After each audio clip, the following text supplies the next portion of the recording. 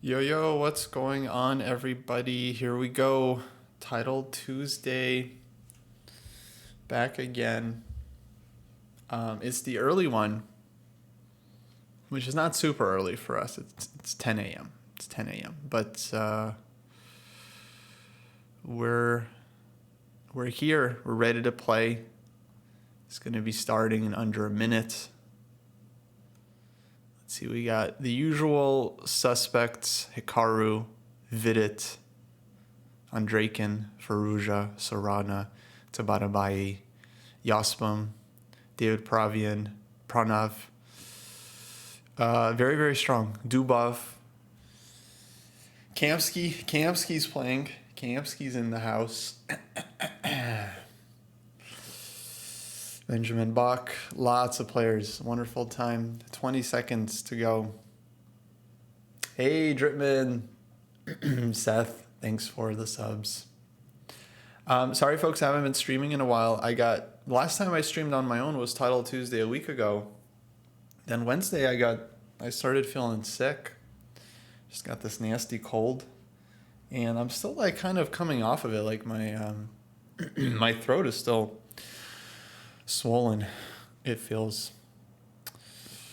Which is unfortunate. It's very unpleasant, it just feels like my throat's like closing in. And I have to assure myself that I'm not running out of air. Okay. All right, we got the C3 Lapin. Let's play this.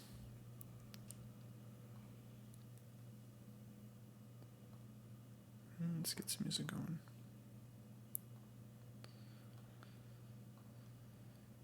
E5. Okay, E5. I don't remember this being a thing.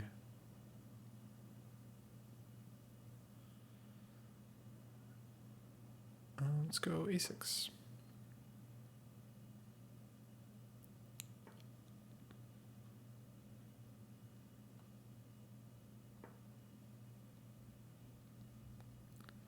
I don't know. I'm going to play ambitiously. Just try to get the bishop outside the pawn chain and go from there. Hopefully we don't get wrecked on the queen side.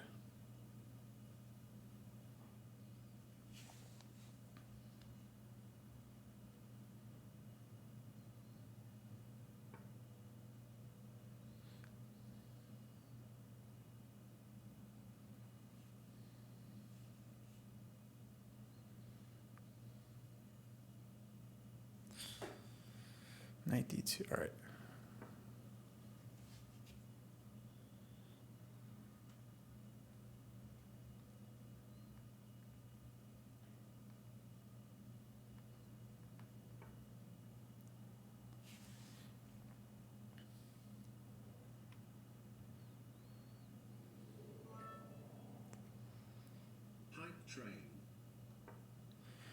Oh, hype train. Thank you, Scott. Maybe just here?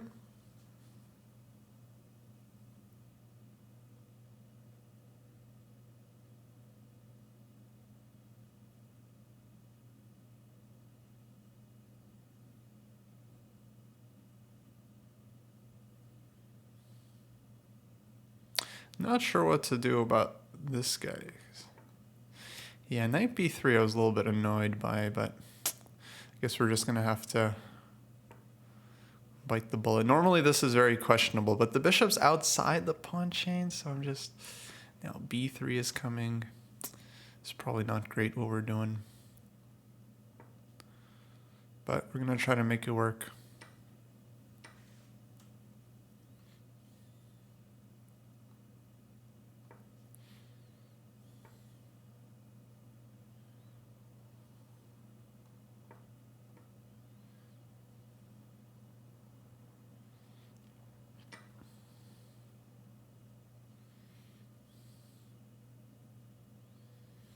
Eventually we will castle, and we'll be able to play the game.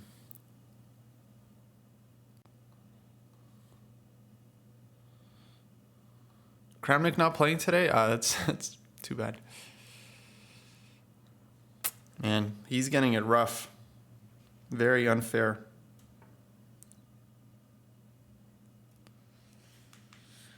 That's just how it is. That's just how it is these days.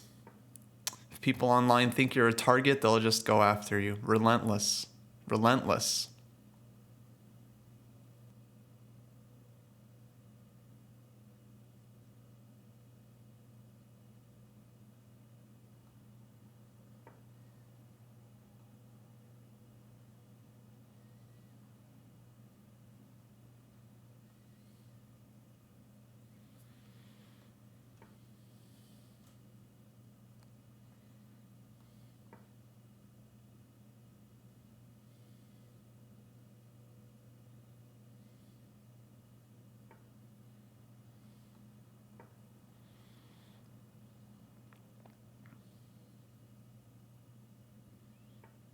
Yeah, exactly. See, we got people trolling Kramnik even here in the dojo, which should be a respectful place. All right, we did it, folks. We did it. We castled. Wait, that game still goes? Uh-oh. I wasn't ready for the game to continue. But that was it. All right. Our position's not... no, actually, I think it's okay. I mean, the bishop is quite good. I call this the sniper. And the plan is to just hope that the opponent forgets that this bishop is here.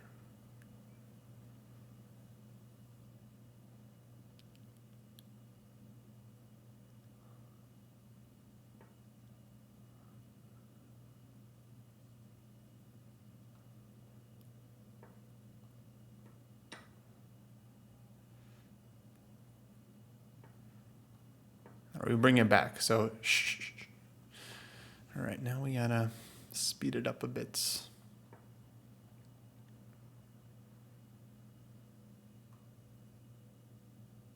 Maybe looking for some DC and to hit the D pawn. But I don't want to allow the knights in, of course, so...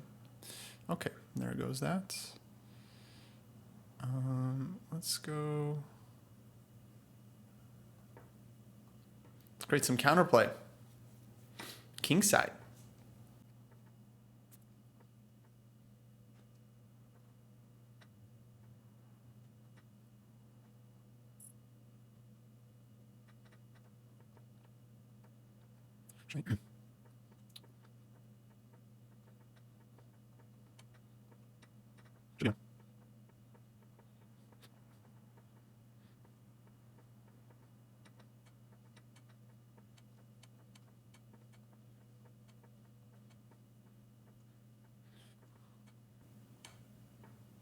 Oh, what am I doing? What am I doing? All right. GG.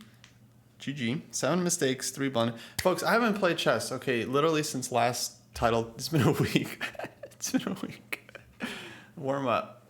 It's a warm up. Is there more games? Let's see. There's a few more games. Do we have time? No, I think the games are ending.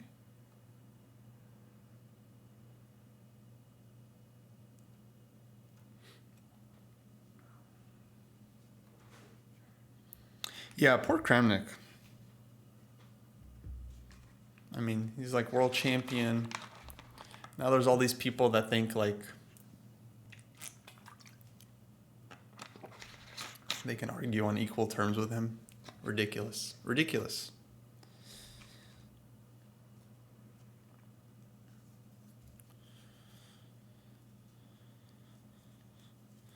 But that's how it goes. We can't observe the last game for some reason.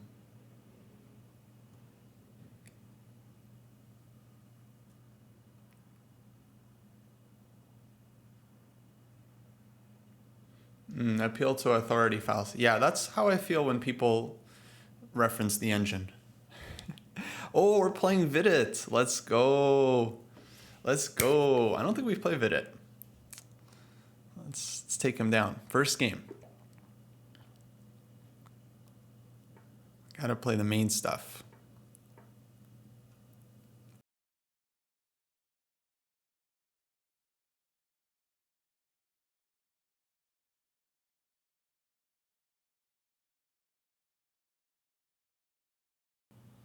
We don't got nothing.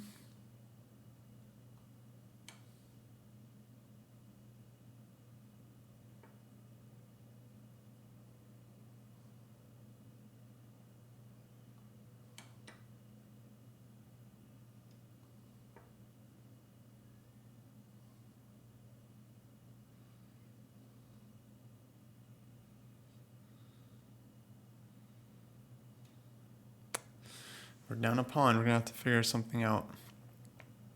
Not so good to be down a pawn against Vidit, huh?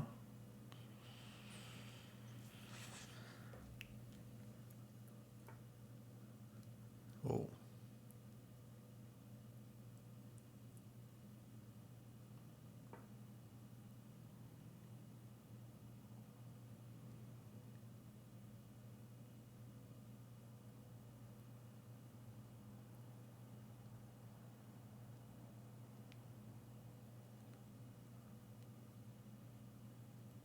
Knight c6. I'm thinking either knight c5 or bishop g5.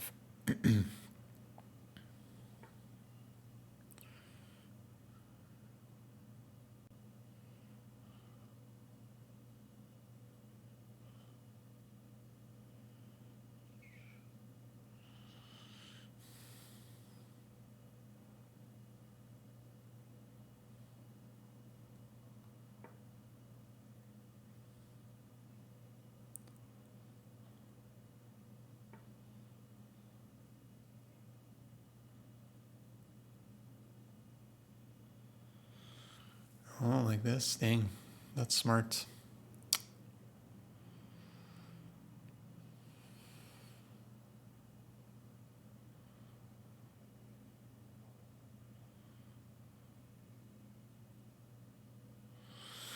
We gotta take, what else? Yeah.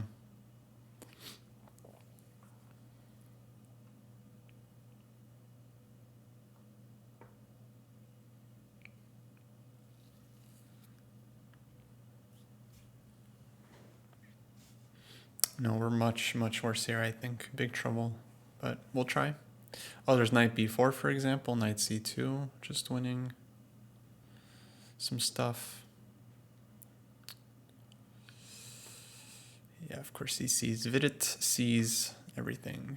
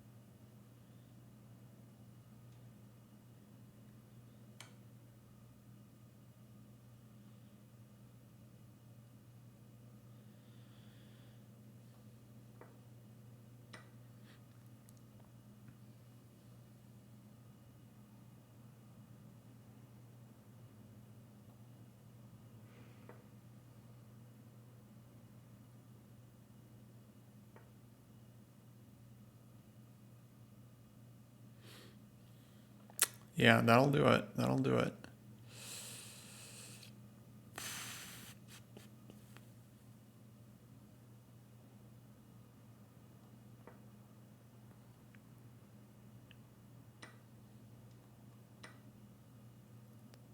Rook a2 now. No, I can take, but check, and yeah, he wins.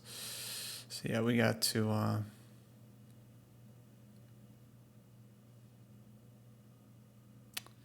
gotta keep the rook.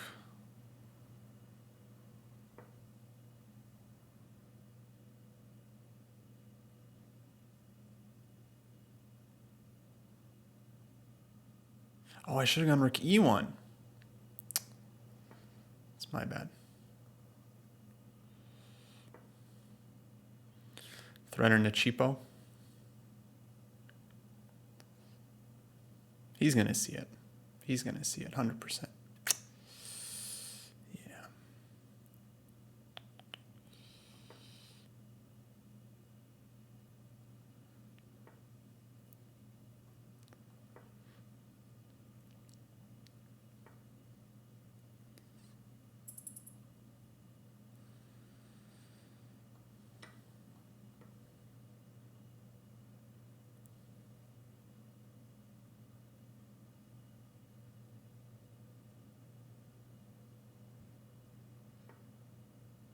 Oof.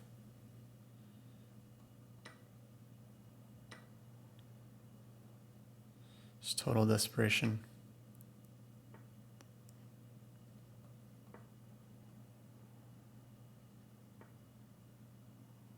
Okay, let's resign.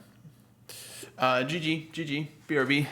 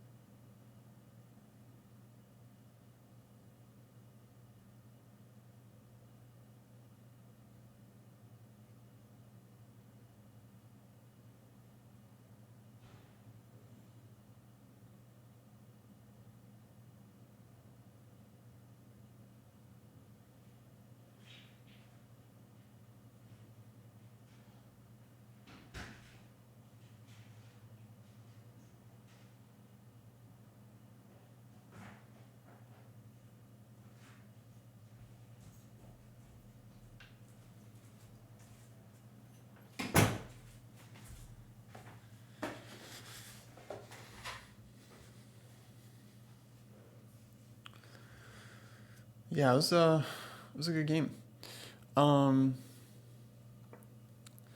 Let's see, this opening, yeah, this bishop e7 is early. I didn't know exactly how to deal with this, but it makes sense because then black doesn't go for these lines where they castle.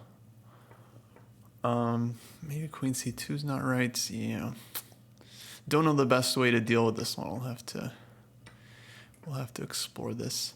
He tricked me with his good opening and then perfect play. You know, I didn't know how to deal. And here, yeah, we're just down a pawn.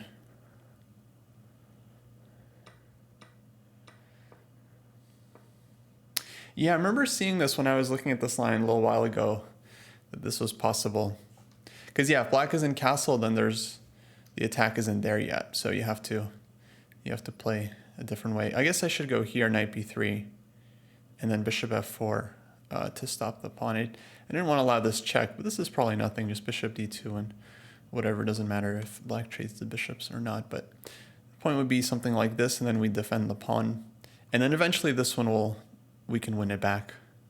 But I don't know, even this is tricky. Now the check, king f1, then rook d1.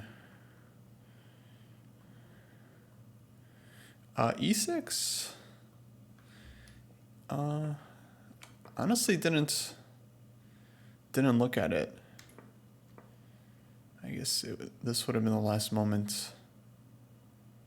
Yeah, I'm not sure, because when you go e6, if there's no follow-up, then black center ends up being really strong.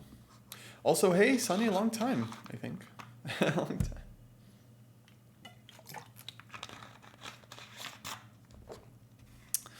All right, next time we'll know that against Vidit, you have to just know the opening really well and then play perfectly. But I don't know. I remember looking at this and then not finding a way for white to really get an advantage.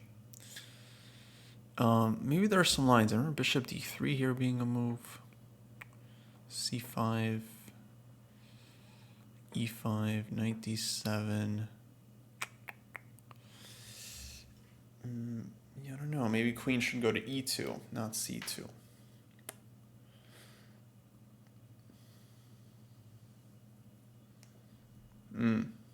Yeah, I'll have to check that out. I like Matthew Sadler's stuff. I feel like he's very, very good.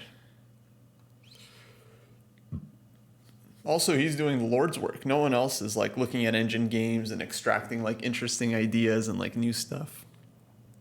So that's cool.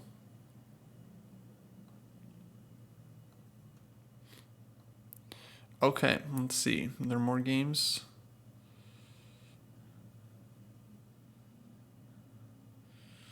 Looks like next round starting soon.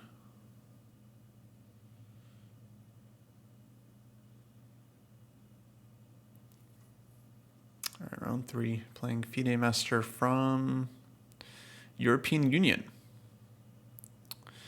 I didn't know EU has a flag. What does this mean if someone has like EU as their flag?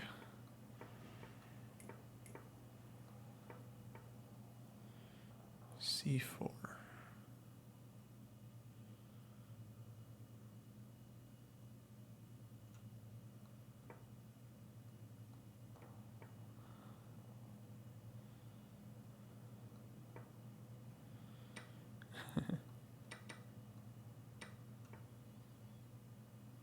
Ooh, I don't like this.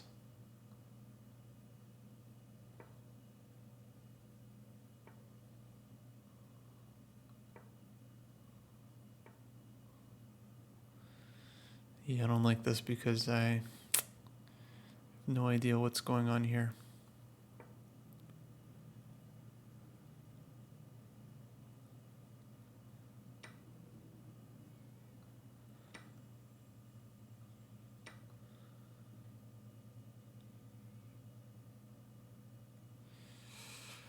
Oh, I don't like this at all.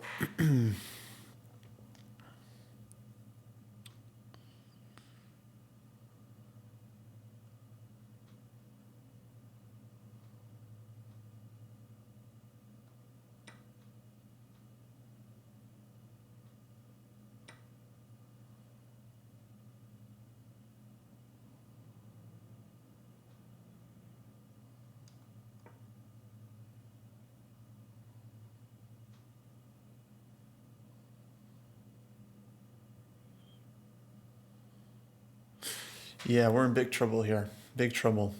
Whether we speak or not. Doesn't matter at this point. We're just in big trouble. Dang. These openings.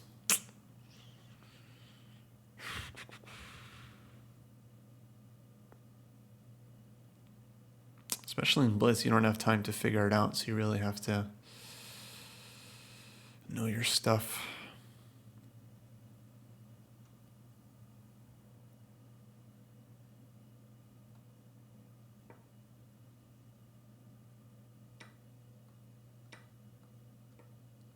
Okay, we'll try to hold it somehow.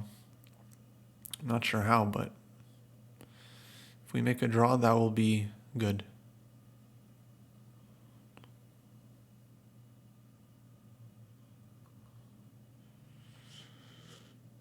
Really good if we make a draw here.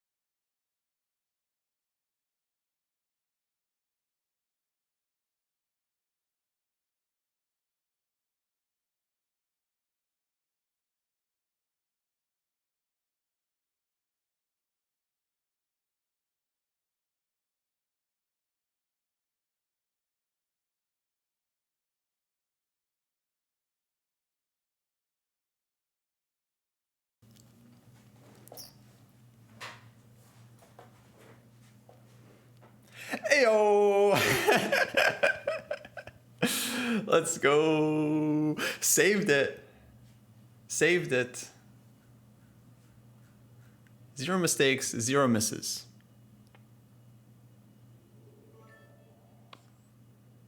The king. Yeah.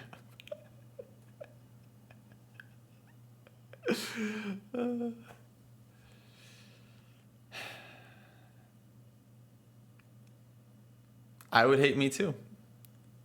I don't blame. I mean, it's the cycle of abuse, you know. I would hate me too. Now they're gonna go take it out on the next guy. Just how it goes.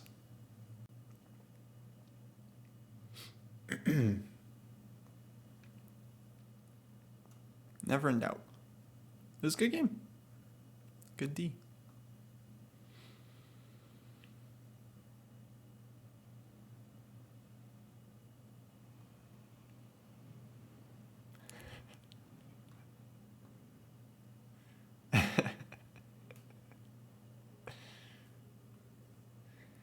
You know, back in the day on ICC, Internet Chess Club, people would have their notes. You know, this is where it all comes from.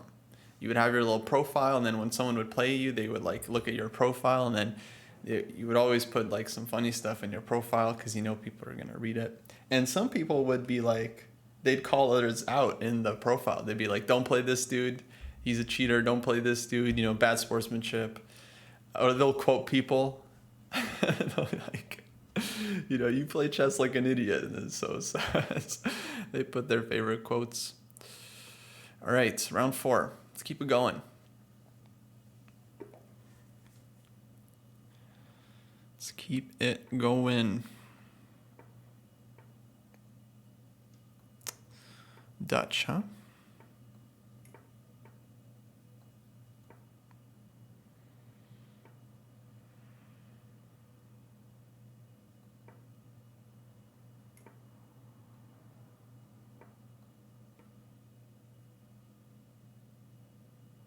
Maybe we should start with d4, not to allow this e5.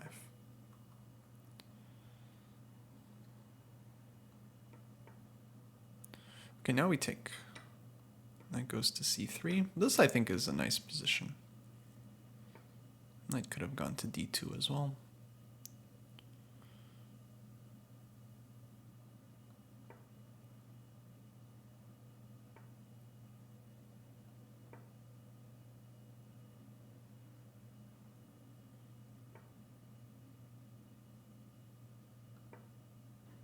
Maybe knight e2, knight f4.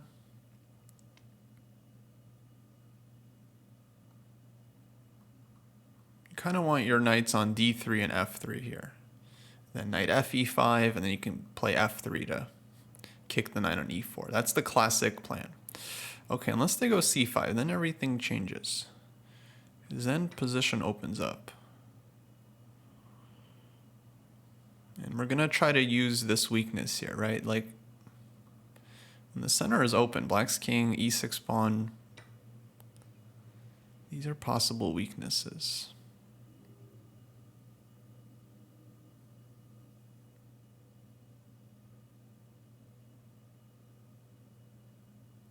Can we take on d5? Is that possible?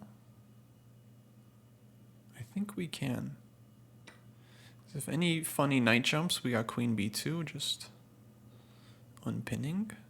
And I would really love to leave black with something on d5. And then next move, queen b2. No problems.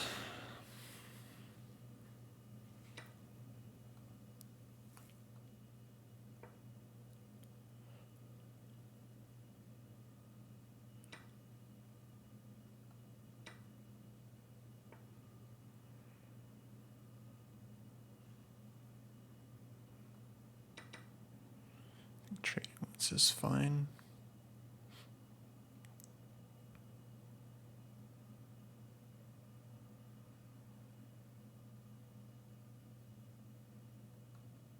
Kind of playing against this bishop.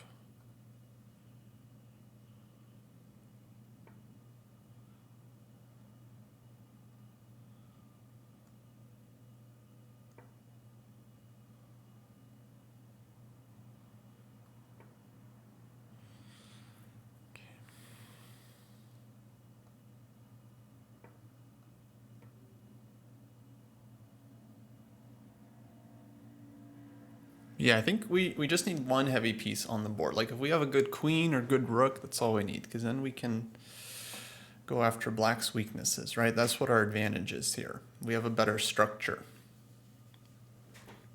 We have 2 pawn islands. Black has 3.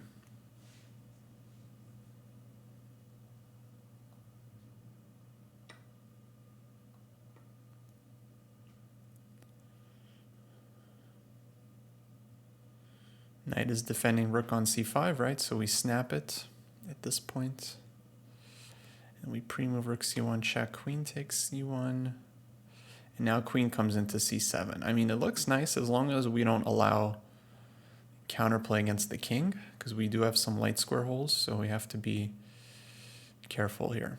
Queen trade actually now I think would make sense. Okay, Okay, black is thinking about how to take. I'm not sure. I feel like FE is right, but maybe DE, yeah. Let's bring the queen in. This knight on d4 I feel like is really solid. Oh, but this is a problem, right? Check. And where's the king gonna go? Because if queen blocks, then we can take. We can trade take on f5. We have a lot of pawns we can eat. But I think just this one. I don't see black's counterplay. We got queen e6 check. I think it's just over. It's just technically done. Bishop c8 will take on e5. Okay, queen c8. I think queen e6 check here is safe, but yeah, we don't want to allow the checkmate. That's for sure.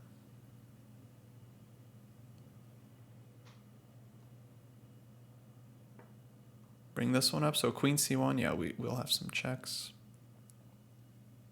Oh, and bishop is hanging as well.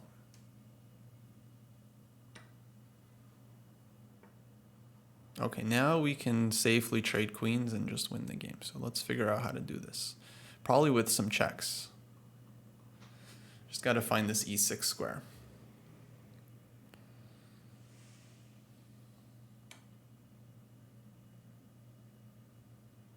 And if king h6, we'll just mate him with knight e6. Okay, king f7. That's smart. Just h4.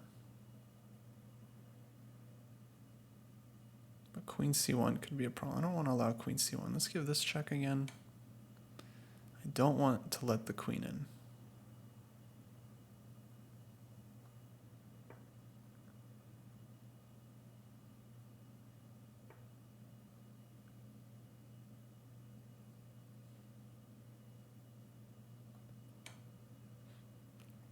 Now knight e6. Now we play for mate. Yeah, now queen and knight are too strong. Okay, like this, like this.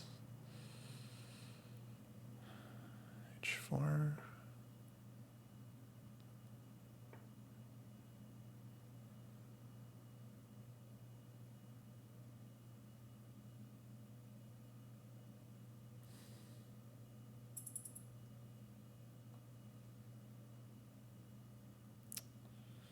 Don't like this.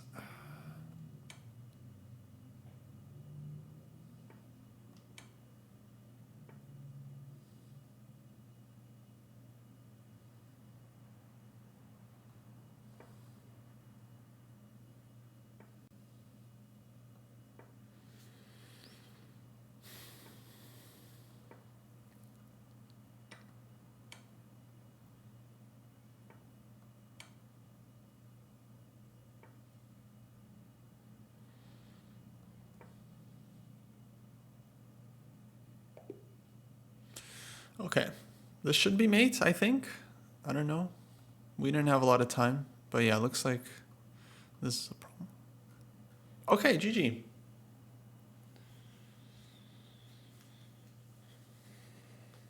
That was a good one. Maybe opening could have been more precise. Yeah, like here, black could go e5. Yeah, I think black would be fine. But okay, he missed it. And then e5 here again would be fine. But it's not like, yeah, the typical move. So if for some reason it didn't come to him. And here, okay, I think we're doing well.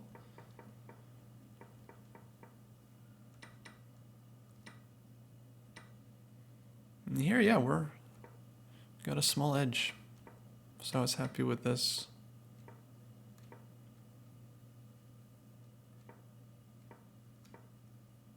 And then rook c5, we spotted this one. Now we're totally winning. Let's see, do we miss like a really clean win? Queen f6. Ooh, queen f6. And then knight e6. That would have been nice. That would have been just killing the game.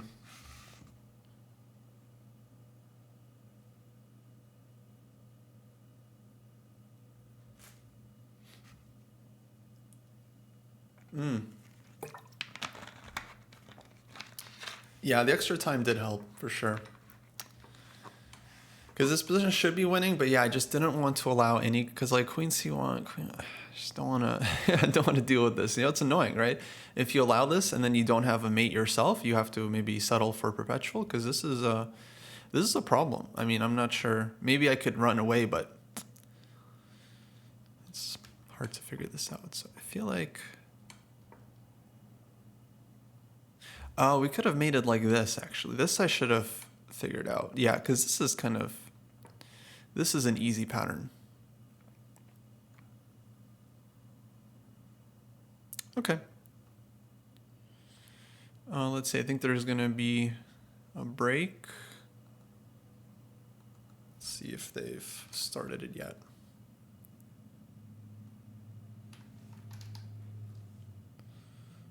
Break is ongoing. All right, so we got like 5 minutes. Cool.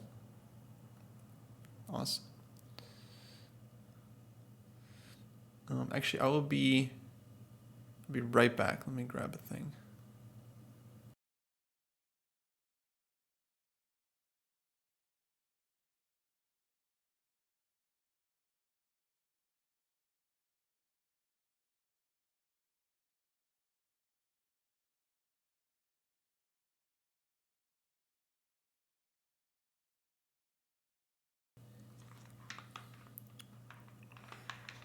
All right, now after Title Tuesday, so I'm hoping to play both Title Tuesdays today. I don't think I'm going to keep the stream going the whole time. Hopefully Jesse will want to come on or something.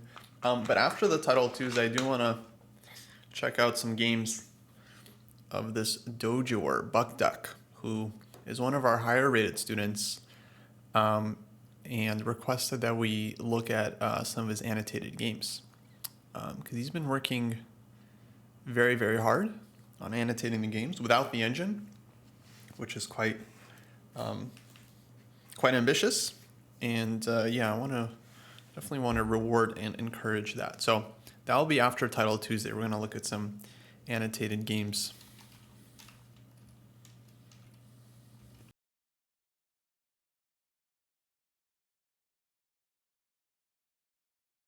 Break.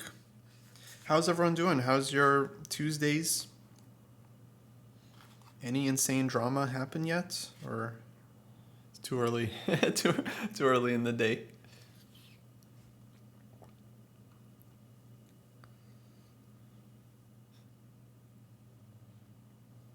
Anyone play that Chess Punks event? The qualifier? Seemed very fun. Cool event.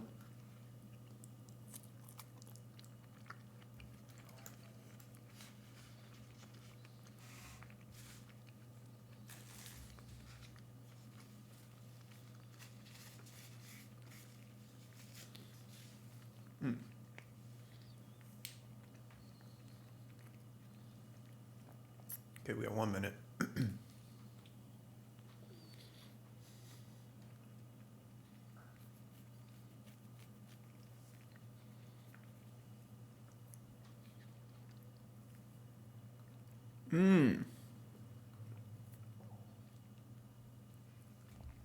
Double O Kostya.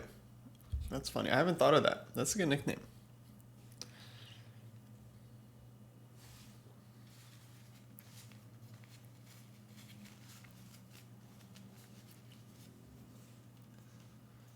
All right, 15 seconds.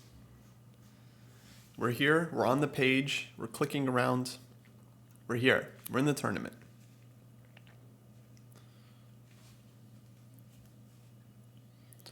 All right. Hey, we're playing our friend, Tia Terzo. Fellow streamer, adult improver, GM norm seeker. Let's go.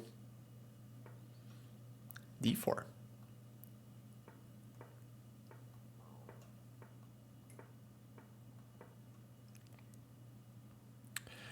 So in the course, the King's Indian course, I was looking at this line. And E5.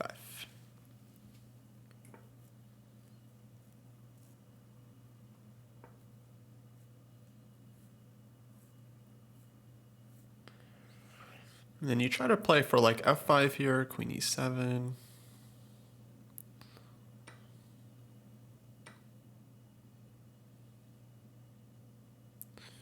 Here I think e4, f5.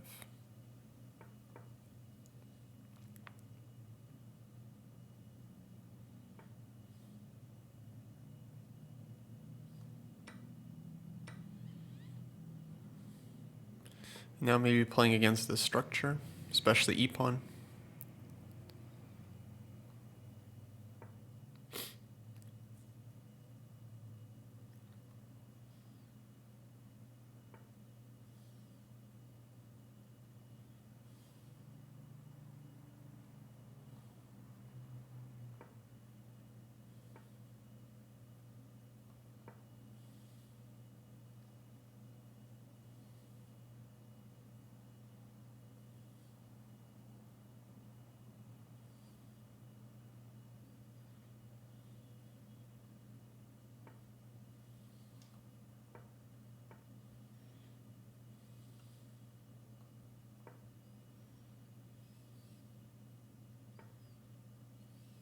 Maybe g5, g4. Looks super annoying. Let's play it.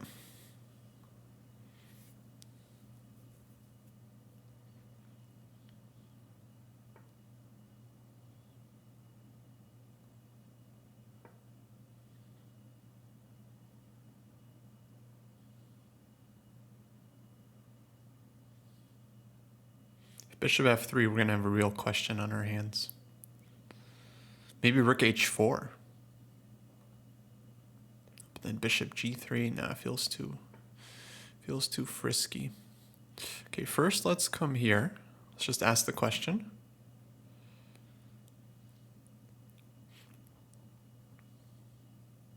Because bishop h5 now is not with tempo, so maybe there we'll just go g4. g4, g3 even. Yes, g4 is very annoying because this is a hook, right? Allows us to open lines against the king. I like it. This d-pawn doing a lot of work, restricting multiple pieces. So we try to win here. Winner gets a GM norm. Can we just say that? Winner gets a GM norm. Can we agree? Can we agree on that? Is that cool?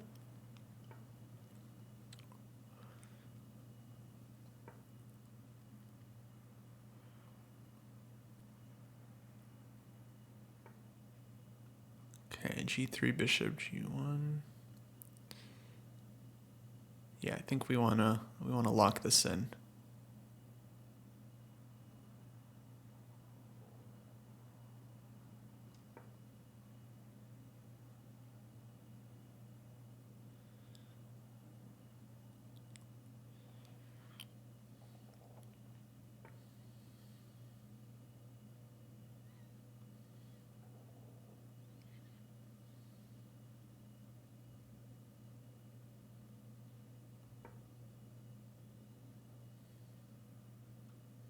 Yeah, I wasn't sure, but this looks stronger because we have like f3 ideas. Take, okay. Now what?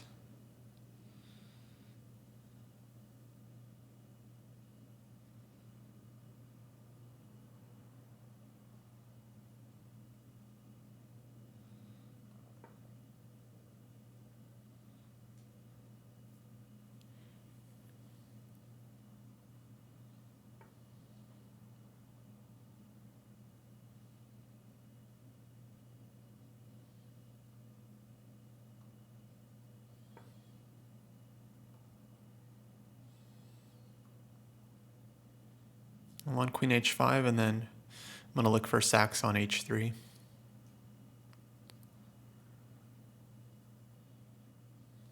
feels unpleasant for white. Ooh. Not expecting that.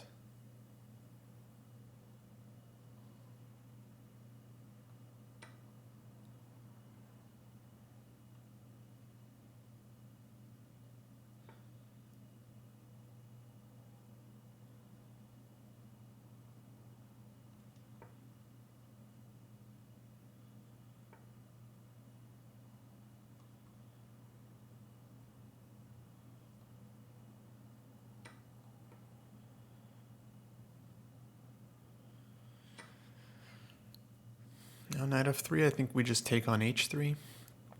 Yeah, we're just taking on h3 almost no matter what here. It's very difficult, I think, for white. d5, okay. It's a good move. All right, we'll take this.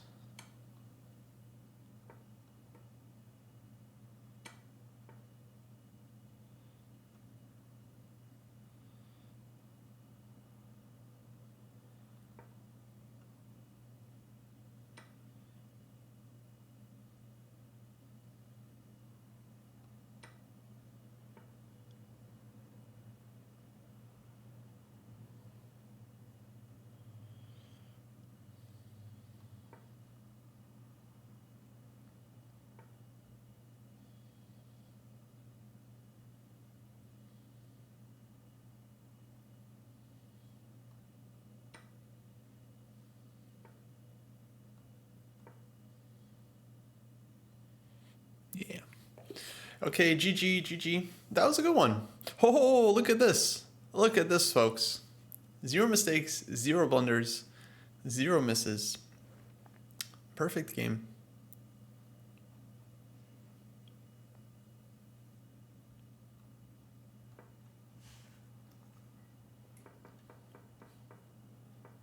Nice. That was a good one.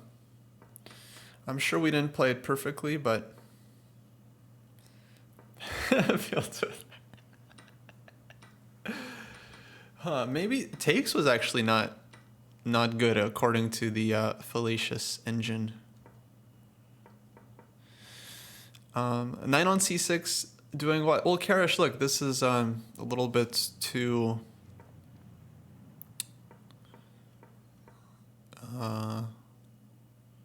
superficial. There's more going on in the position than just this knight. Jesse would have you believe that black is worse because of this pawn and this knight.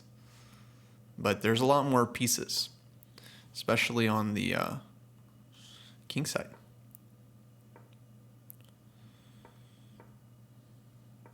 I would say this knight had a very important role in terms of just holding back white's queen side, because it makes it very hard for white to push on the queen side. And then one day we can maneuver the knight around. You know, this knight had dreams. This knight had dreams. Actually, knight d8 was the best move in this position, amazingly.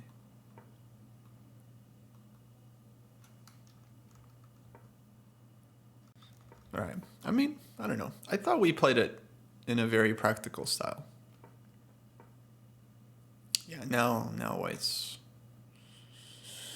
worse. And then he took, yeah, taking was surprising, but I think he was getting low on time, and now it's tough and cool.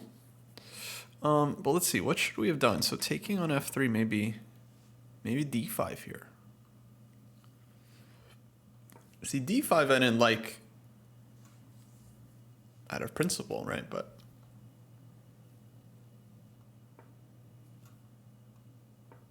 I guess this is playable.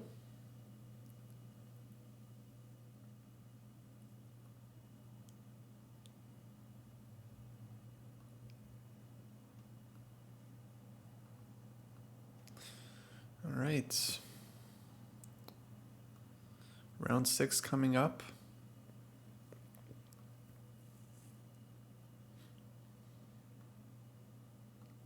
Last game. Looks like it's done. Okay.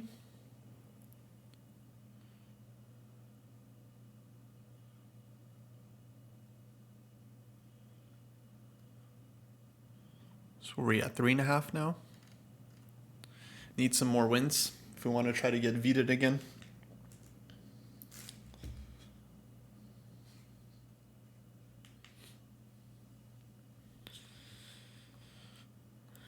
Next round starting. Uh-oh. Uh-oh. The tabs aren't working. All right. Okay. No.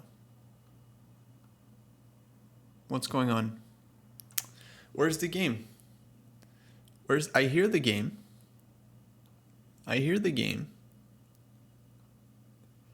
But where's the game? I heard it start. Oh my god, it's gonna. I was literally on the page. Do we refresh? I think we have to. Oh, what? What? It just took 20 seconds. It's Faruja, of all people. Unbelievable.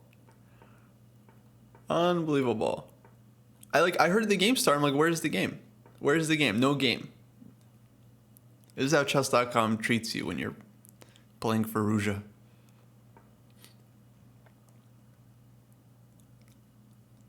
I met Alireza, by the way, and his family. Very nice people.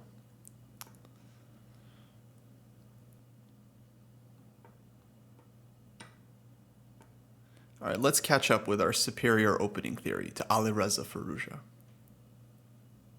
This actually is wrong. I had this recently. Well, I don't know if it's wrong, but...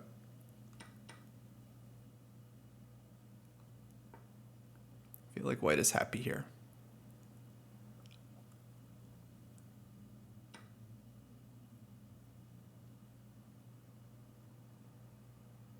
Wow, really?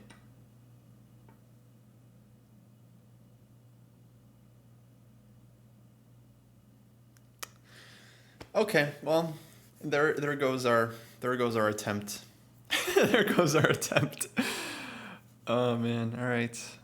What even to do now? This is just terrible position.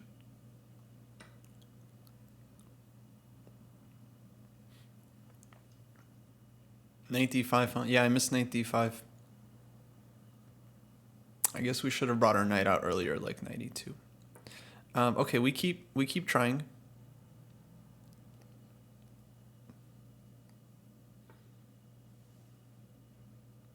Maybe he won't want to win this game that badly.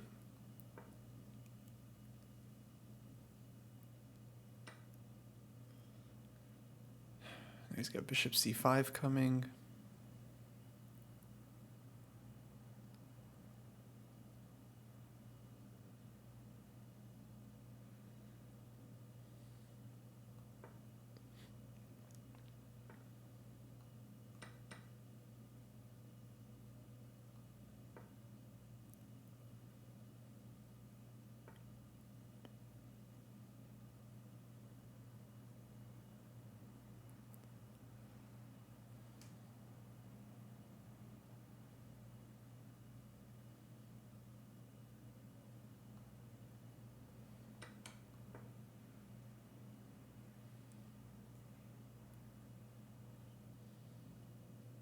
Maybe he'll blunder, folks. Maybe he'll blunder. That's our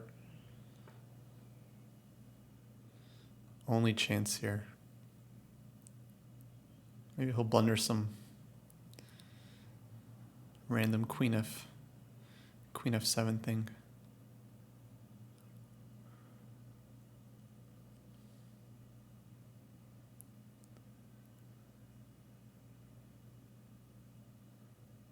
Queen e3 looks convincing.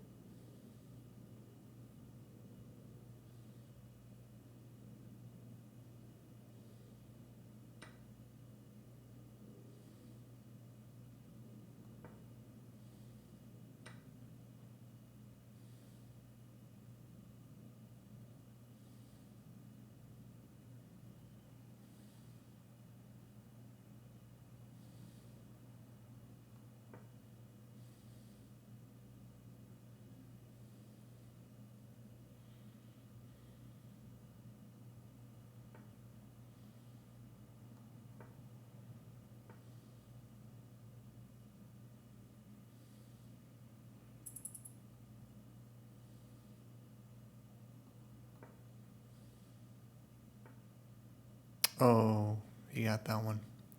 That's unfortunate. Just F6. Yeah. All right. GG. GG. Dang. Rough start. Rough start. But that blunder. That blunder. One blunder. Yeah. I wonder what that was. Dang. Dang.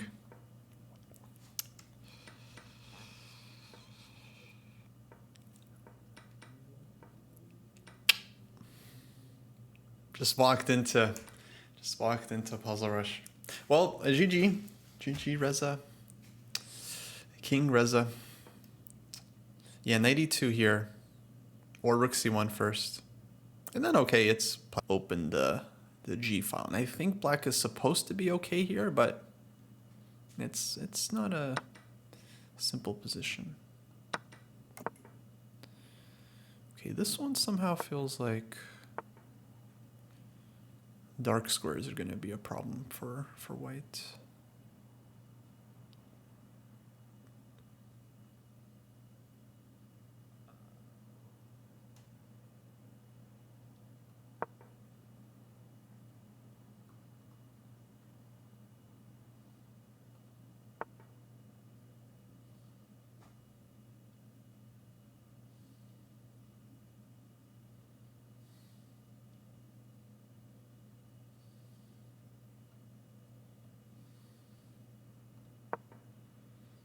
Let's try it.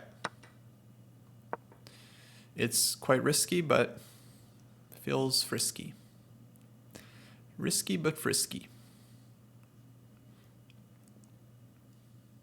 Because at least now our bishop opens up.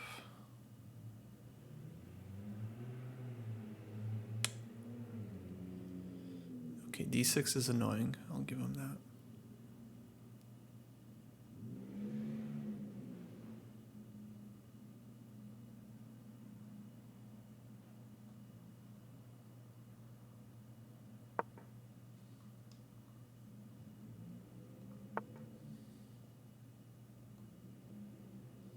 Oh, has knight b6 too. Shoot, shoot, shoot. Okay, all right.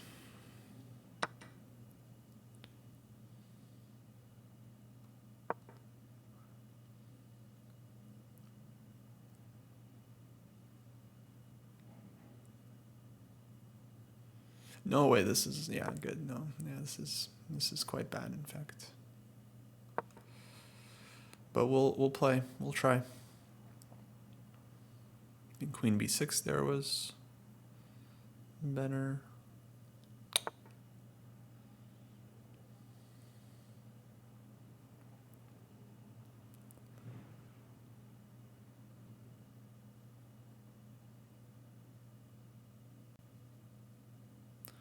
How do we mess with this guy?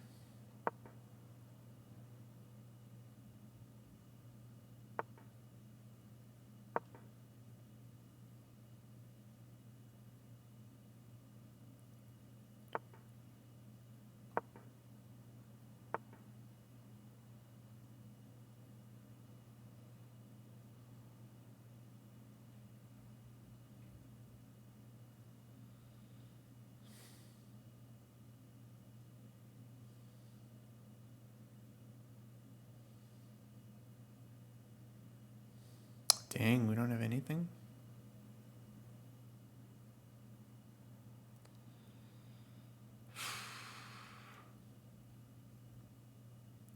Okay. Hail Mary time.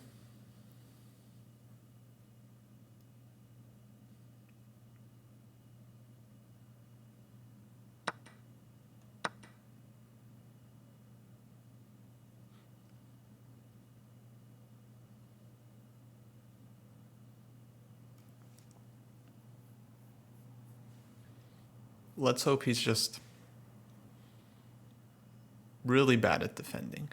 Like really, really bad. Ah, that's a good move.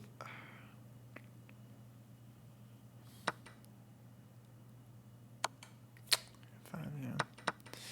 Ding, ding. Yeah, now it's really cooked.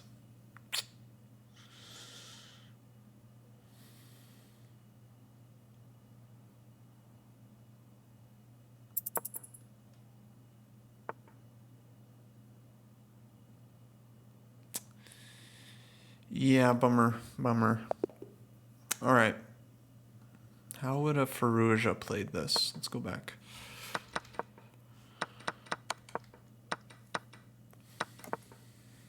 So a3. Okay, up until here is good. Bishop d7 I think is all right. So f5. Oh, we had to go f5. Yeah. Okay.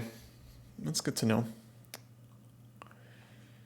I didn't want to play it here just because it felt very loose and weakening, but I guess the counterplay is strong.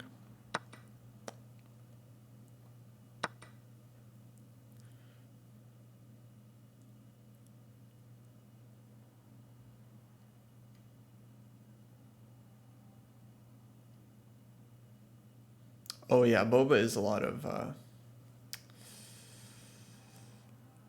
cheaper at home, isn't it? I did get a thing. I've been off coffee as well, but I did get a thing of like coffee extract.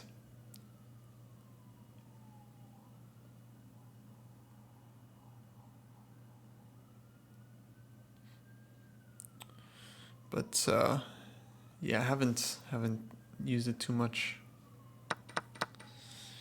Oh, giving check here. And queen d8. Yeah, I think that's interesting. Let's say here after a3. I think it's playable. Engine doesn't seem to like it because Engine thinks that it's really smart, but this seems reasonable to me.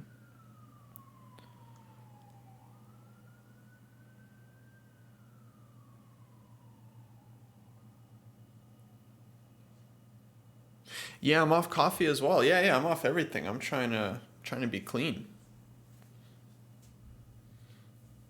Like literally the only things I've been ingesting are like water.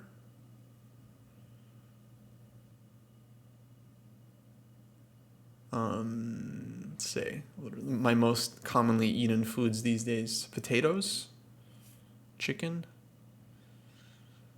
rice, greens like spinach. I heard you're supposed to eat 30 vegetables a week, 30 different vegetables if you want to have like a good diverse diet and get all your like nutrients. So I heard that's the sweet spot actually, 30 unique vegetables. Fruits and vegetables? I think just vegetables. I don't know if I'm going to get to 30. That's hard. I'm not a big veggie guy. But I'm eating spinach, cucumber, carrots, tomatoes, mushrooms. Avocado is a culinary vegetable. I'm not going to take questions on this. What else are we eating? We'll eat green beans, though not frequently. Zucchini.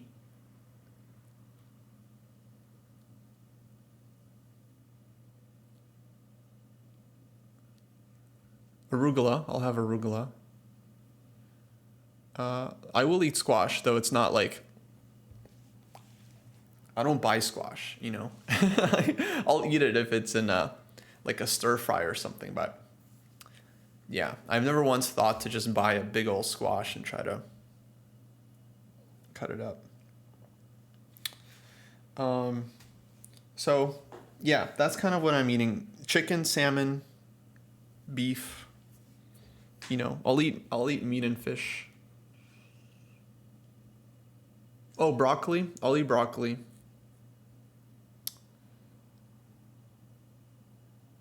Oh, kale, broccoli, cauliflower, Brussels sprouts all count as one. Oh, that's some BS. I don't even like most. Yeah, really. Especially Brussels sprouts. I got a real problem with Brussels sprouts. Like it's just too. I don't like the flavor, and they give you gas and stuff. I'm not a fan. So yeah, I'm trying to like I'm trying to clean out my gut. Oh, we got another break, by the way, so it's gonna be another couple minutes. Great time to talk about the food. So yeah, I've been trying to clean out my gut. My gut is very sensitive, and especially I was like sick recently, and whenever I get sick, then yeah, my stomach really struggles. So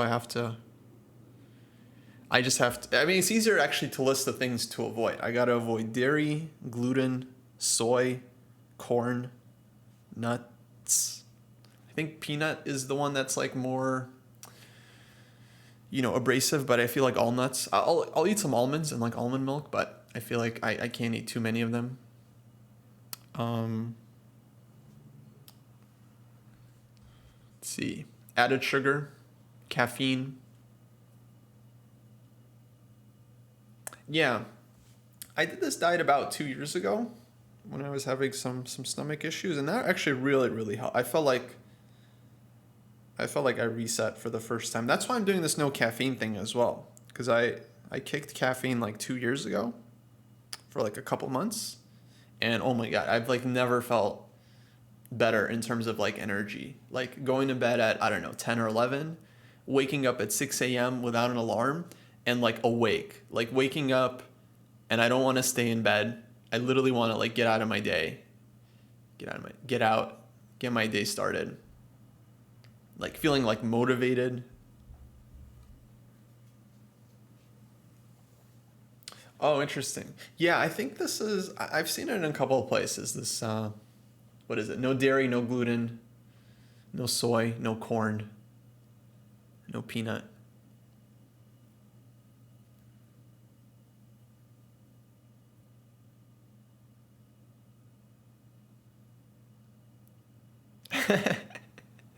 Thanks, Scott. Thanks. Yeah, I've looked into the low FODMAP thing, but it's hard to follow. And then a lot of like the low FODMAP diets I see will have stuff that I can't eat. And it's like, oh, well, I can't eat that either. It's like, shoot. Nice. Yeah, yeah. Alcohol, I think, is alcohol, I think, is a given as just being bad for your body. So yeah. But that, I mean, I haven't. These years, I'll have like a couple nights a year where I'm drinking. So yeah, I'm good about reducing the alcohol. I'll tell that to my 10-year-old self. All right, I'll try to realize as such. Chicken creates mucus in the body. I didn't know that. But they're always saying like you should eat, chicken soup and all this stuff. It's not a thing.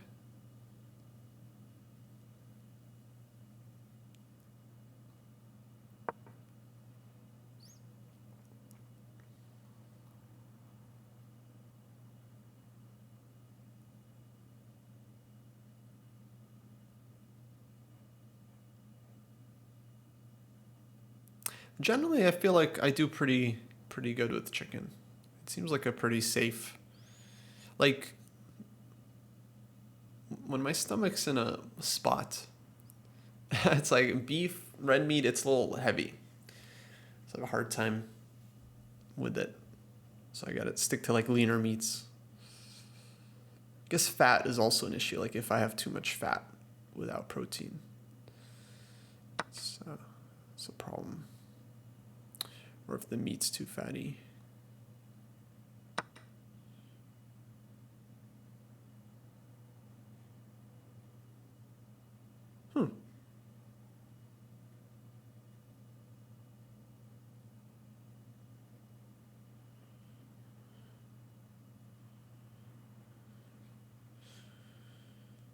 Yeah, and the whole factory farming thing is a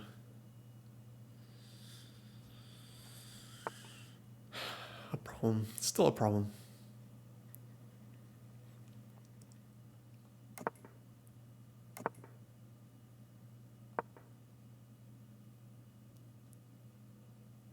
Okay, so we have some kind of somewhat unusual structure here.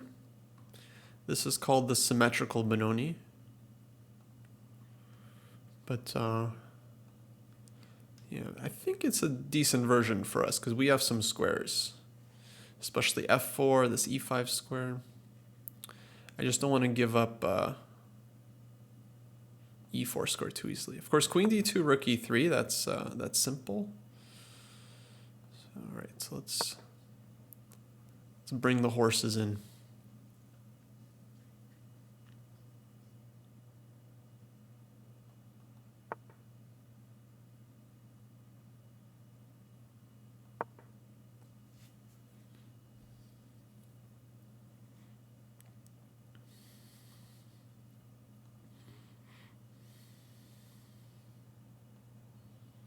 F4, G4. Not seeing anything there. Okay, it should be 2. Interesting. I think this guy, time to go back.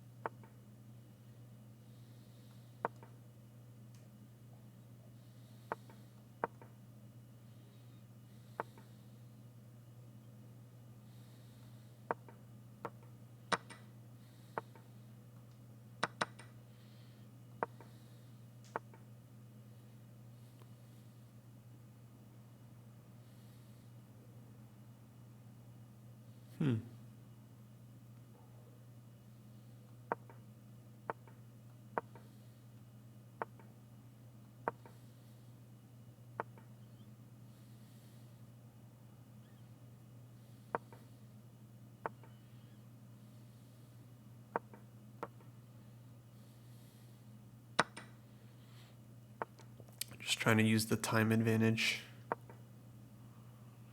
Oh yeah, now we're doing great. Now we have advantage on the board. Okay, now we win on the board. But how? How though?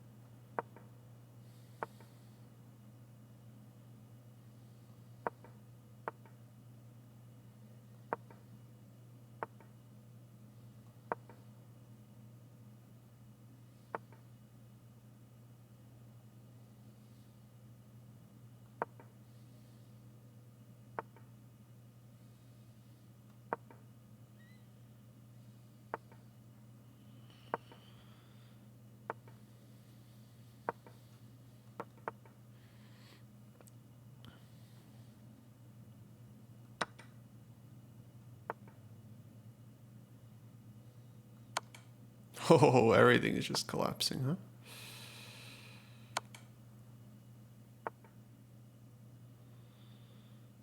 Okay.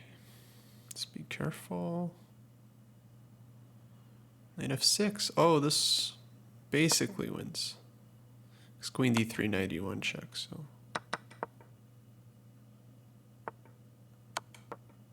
GG, GG. Let's go. Let's go. Clinic. Clinic.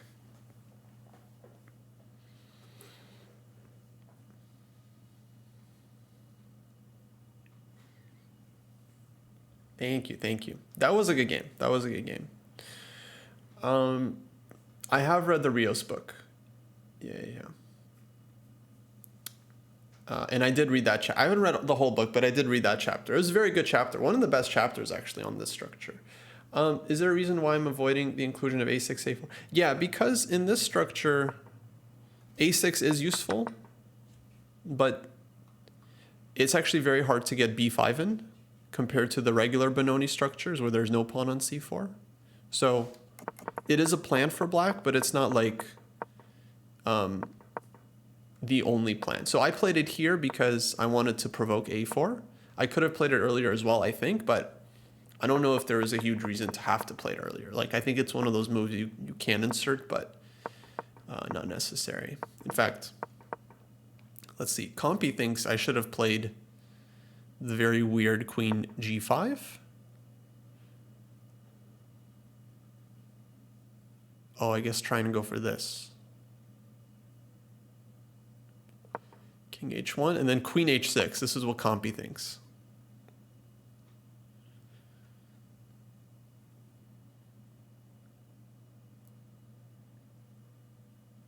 I guess the idea is to go f4 and knight g3 check. So for example here, this. Okay, that's annoying. I'll give the Compy that. I'll give Compy that. Yeah, I wrote a book on the Open Sicilian. I co-wrote it with an international master. I was a FIDE master at the time when I wrote the book. But it's a full repertoire for white against the Sicilian. It came out 2015. And yeah, there might be some copies available on Amazon. I'm not sure. The Grand Prix is not in there. Yeah, the Grand Prix is a rival. So basically the repertoire is like e4, c5, knight f3. This is the starting point of the book. And then we're going d4. So it's a repertoire for white. Yeah. Can we get it on Kindle? Actually, that's a good question. I'll look into that.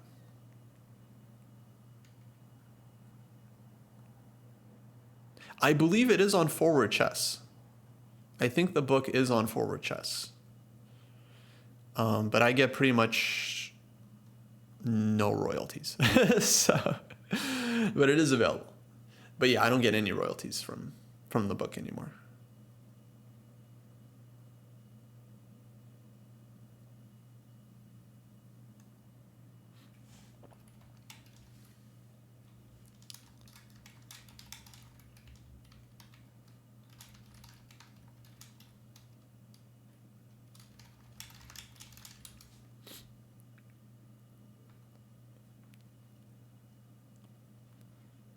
But yeah, I thought we played it well. Okay, no time. Let's see, round 11. All right, here we go. Last round, best round. What do we want to do here?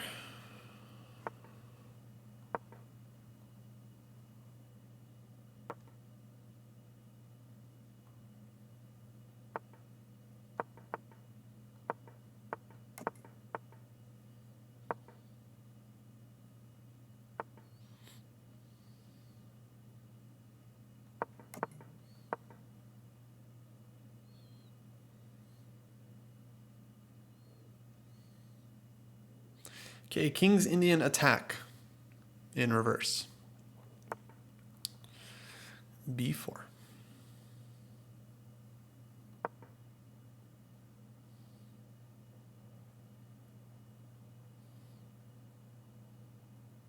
So now we're just kind of setting up e4, queen e7.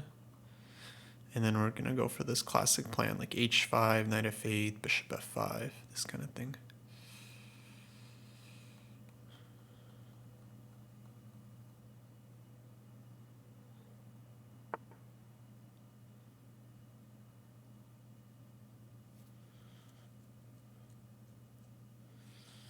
Let's do it.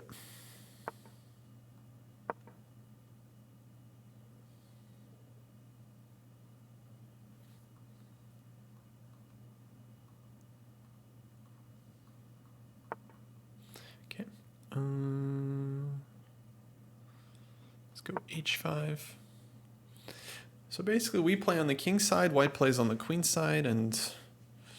Oh, okay, well, d5, that changes things. Now everyone plays everywhere.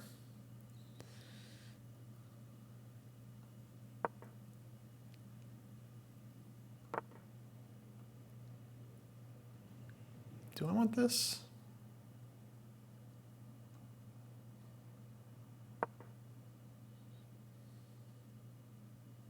Because now we have a hook.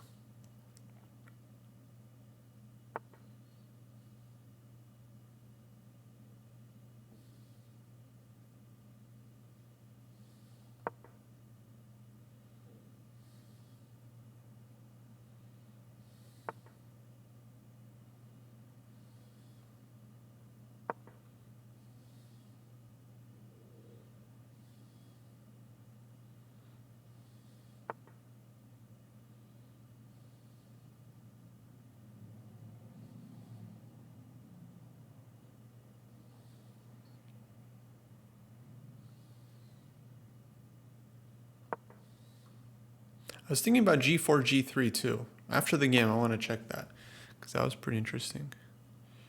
Oh.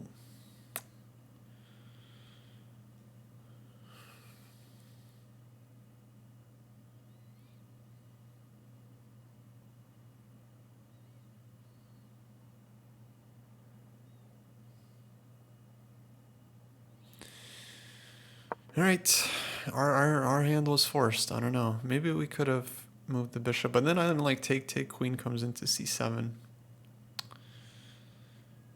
But okay, just going all in here. I'm all in. Wow, he's going all in with absolutely air. What a play.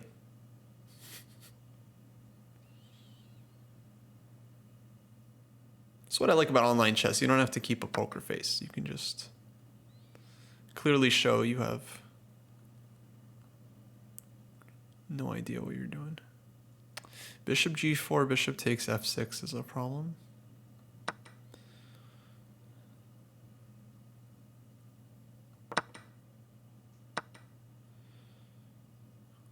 Okay.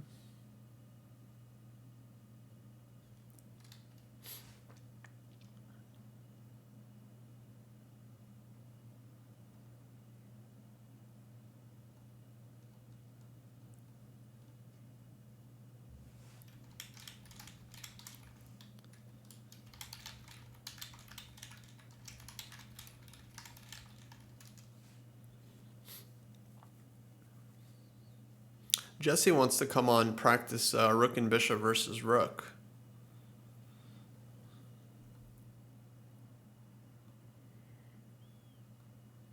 Which we can do at some point.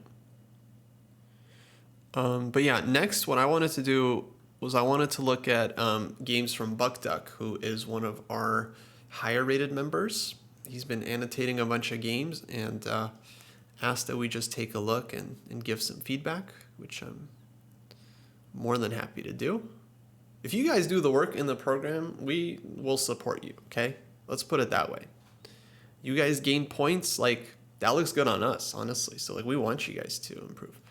So we'll take a very, very short break, but I'm going to switch scenes in a sec here. Let me find a scoreboard scene I can use.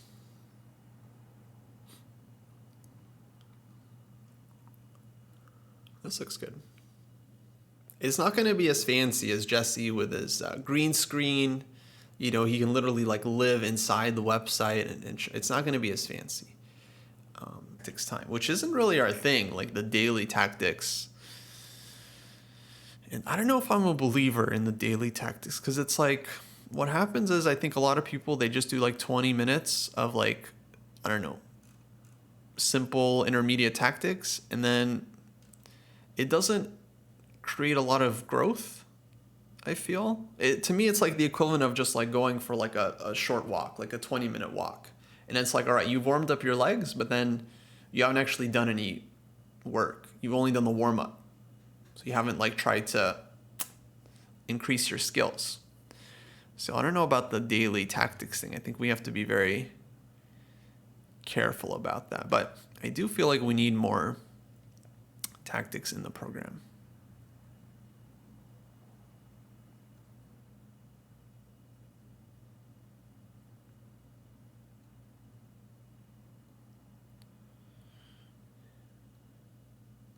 Okay, folks, I gotta take a quick break. Let me grab a bite.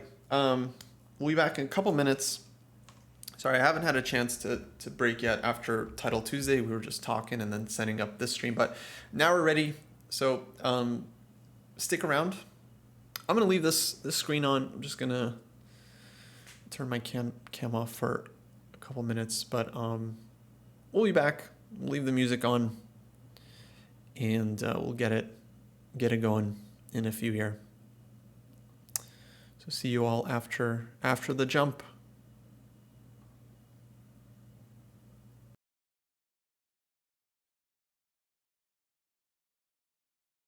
Alrighty, we're back. That wasn't too long, right? No concept of time anymore. Okay. So folks, we are gonna review some of Buck's games, annotated, and see if we can provide some insights, some help. Let's click in. This is the profile.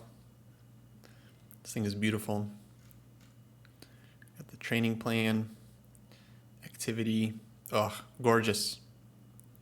I'm sure Jesse's already looked at this. But yeah, nice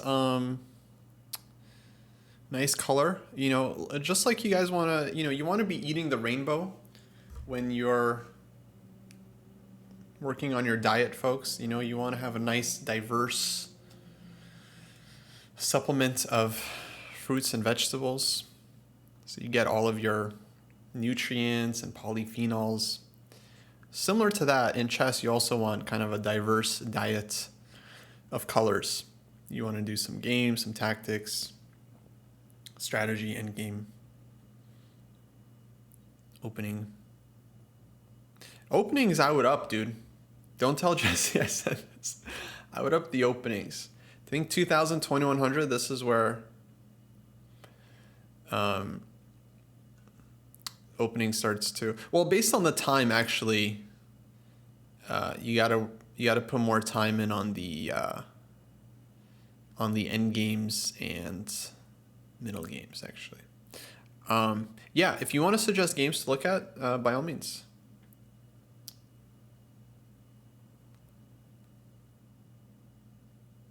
Oh, the time's not accurate at all. That makes sense. Okay, let's go to games. Beautiful.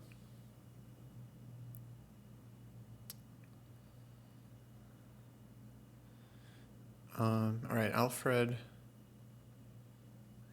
Gorg.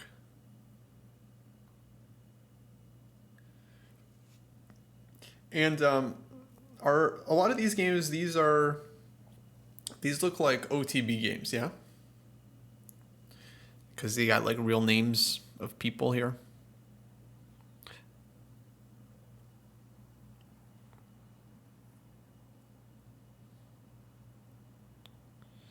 Yeah, but where is the... Oh, here it is, sorry. Okay. Beautiful. Oh, okay, this is... we gotta fix the screen. 1 second.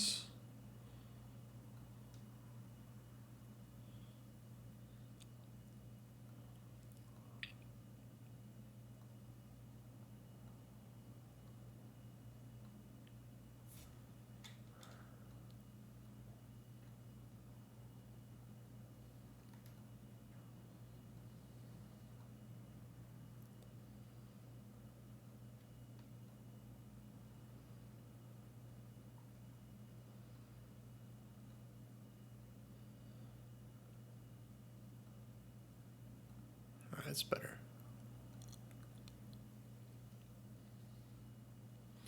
Still got room. Guess we don't need this thing. Let's see if I can improve this somewhat.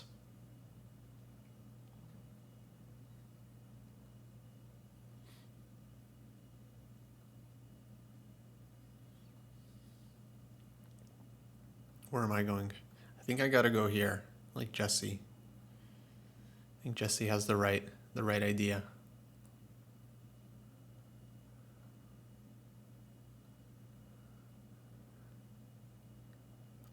All right, that's better. Okay, first game. So we're playing black. Yeah, let's flip. There we go.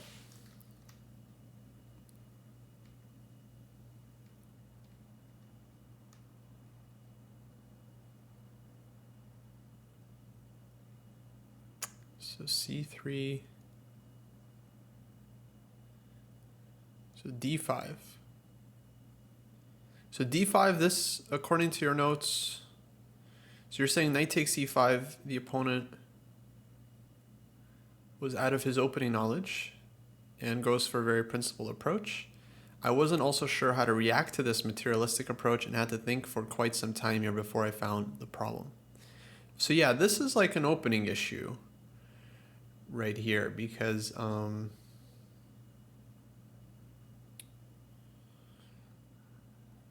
if you play this move, you have to recognize you're hanging the pawn here, right? And of course, I'm sure Engine says white can't take it, but you have to understand you don't want to be figuring this out during the game. So this is kind of a good point, like when you're working on the opening, to ask the question. Like, okay, in the chessable course or whatever chess base, it'll be like knight d2 is the main move or something, queen e2, right? But then, yeah, you also have to ask, well, what happens if they just grab the pawn? Yeah, so you want to avoid situations where you're kind of caught out of your prep in a sharp position and it's like, ooh, you're like not sure what to do.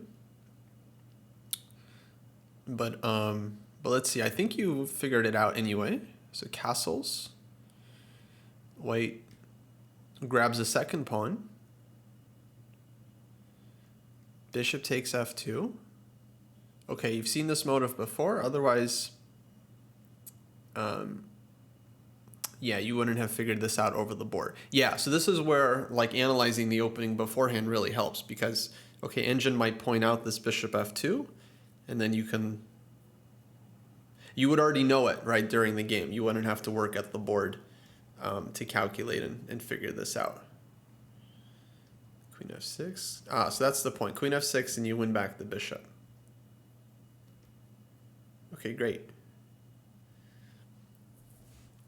So position's still very complicated, but feels like we're happy, right? Because white's king is all boxed in, and we've got the opposite color bishops. But still, it's 2 pawns. So check. King f1.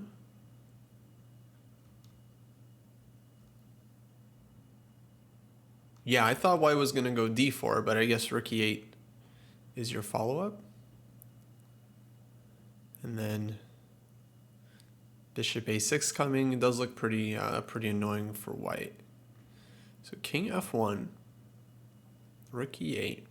Let's just see the game. We can go back and analyze further here. Give this check. Queen b2. Here.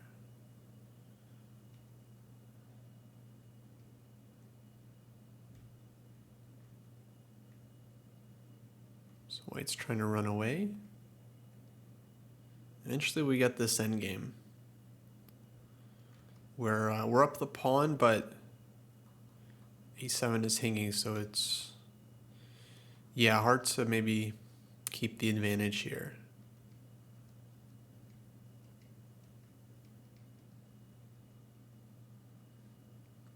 And then bishop e4. So what happened here? You offered the draw?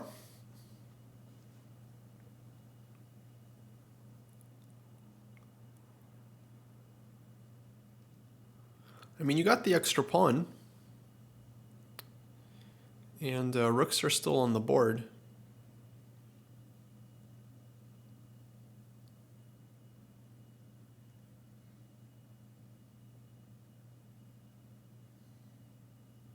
Oh, your opponent offered at a move 23.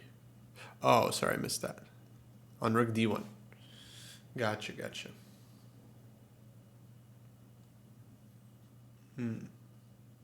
Yeah. Yeah, this final position, I don't think it's that easy for white.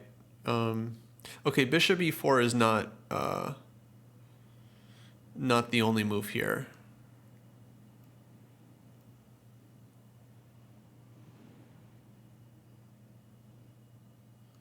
But even this, I don't think would be that easy. I think you could still lose this as white.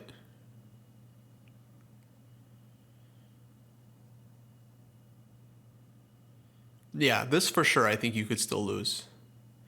Because black has one pass pawn and chances for a second pass pawn. If you can make two pass pawns, then... yeah, but it's still good drawing chances for white. So for example, if the king gets over here and white is able to give the bishop for like, let's say we leave ourselves with one pawn. So if we have one pawn on the king side, one pawn on the queen side, then white puts the king on the queen side, sacks the bishop for the h pawn. That's the easy draw. But it's a long ways away before white can do that because white hasn't actually traded off the king. So black will go f6, bring the king, g5. So this definitely is playable. But the question is not this position. The question is, of course, back here after rook d1. Should be 2, rook b1.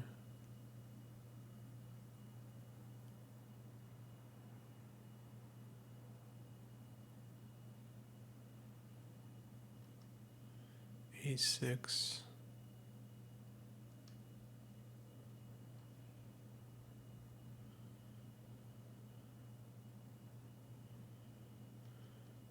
Yeah, definitely some play left. Maybe bishop a8, just to keep the bishop defended. And then the plan here would be to first fix the king. And then, of course, eventually we're looking for... with the rooks on the board, generally, we definitely have chances. Yeah, bishop e2, rook e1. That's also what I would expect in the game. So rook b1 I think seems interesting, but this is the move I would expect from white. And then you would have to be allowing the rook trade as well here. So king f2, bishop b5. If c4, you have f6 and bishop h5. Yeah. And then this endgame, I imagine, is draw-ish, but you definitely have some chances here. There's enough pawns that you can win this. Or simpler put, white can lose this.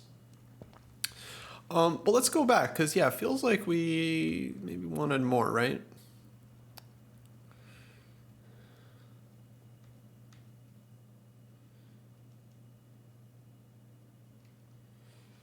Okay, so far so good.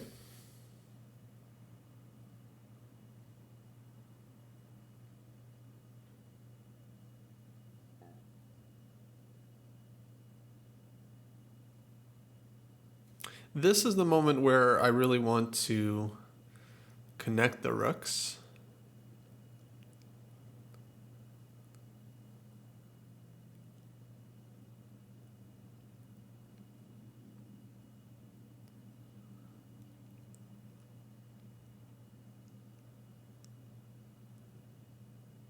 Yeah, no, I'm not saying that endgame isn't drawn with best play. I'm saying the game is not over.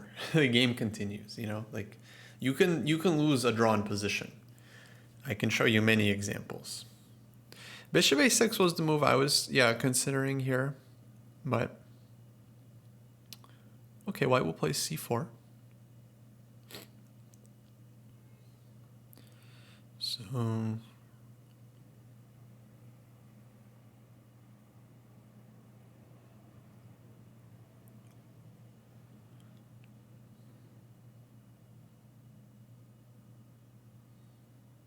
Knight e5 is also a possibility. Yeah, not an easy position. Queen g6 maybe, bishop f5.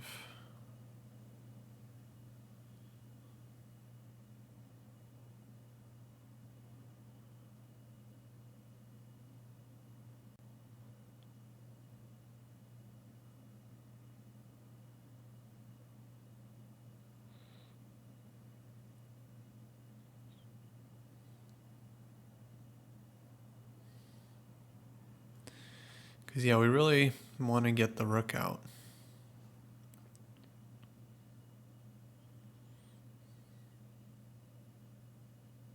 So this seems interesting to me.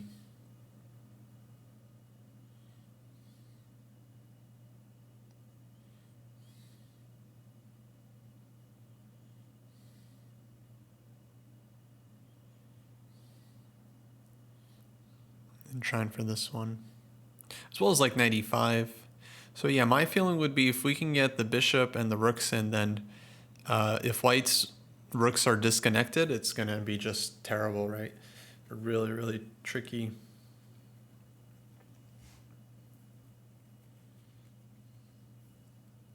Hard move to play though. I mean, I don't know if it's best, obviously, but it's tough when you play queen b6 to switch over. It's not an easy one. What about knight here? Huh. So there's... Okay, maybe there's like queen e3 or something, but let's say this one. Bishop a6. See, a knight can't be taken because this isn't going to be too much. Just the king is caught, so... And then c4, knight c4.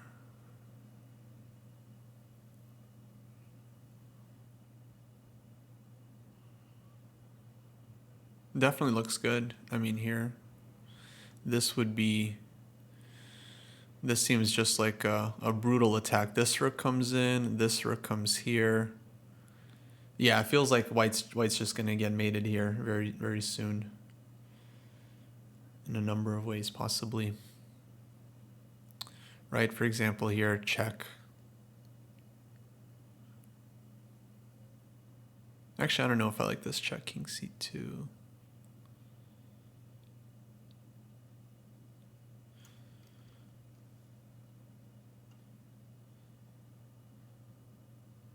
Yeah, maybe just this one.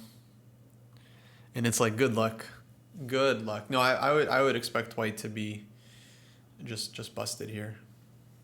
So this is actually a very interesting suggestion, knight e5.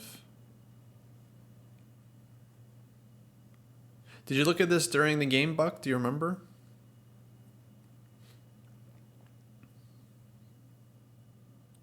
Queen e4 could be a try, sure. So here, c4, and then like rook e8. Then white's got to find a move here.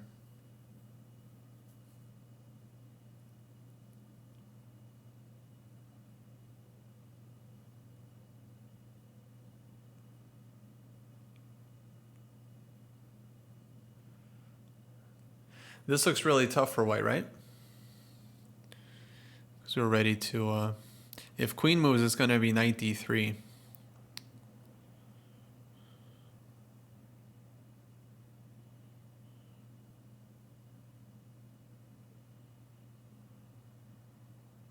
So did you see this idea, Buck, with the like sacrificing on c4, like this kind of thing? But it was just there's just queen e4 that you weren't...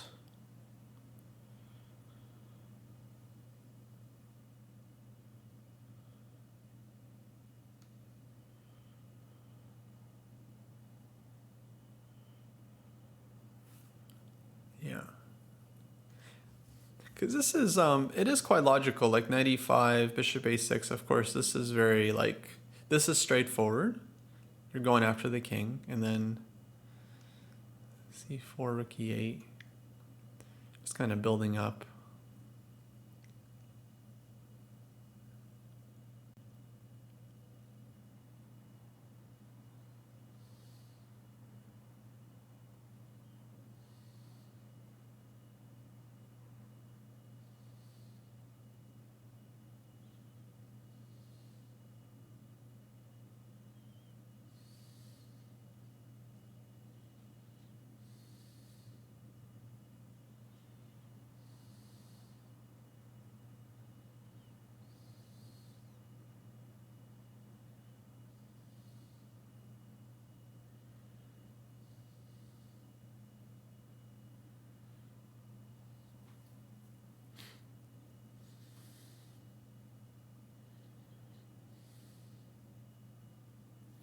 Knight G6, I think, is met with Queen G3.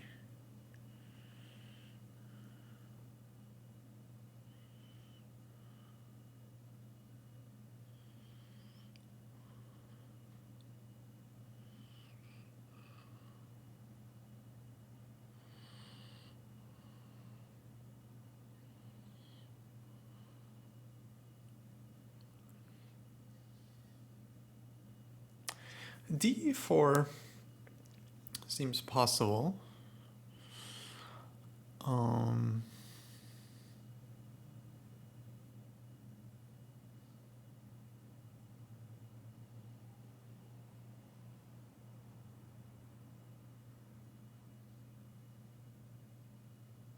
Yeah, DE4 and Knight G4 looks quite reasonable. I was thinking about just like immediate Bishop D6 here as well, just to mess with the queen, and possibly look for some C5.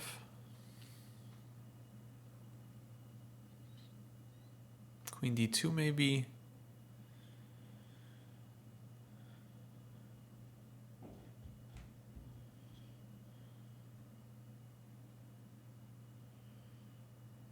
And then C5 here.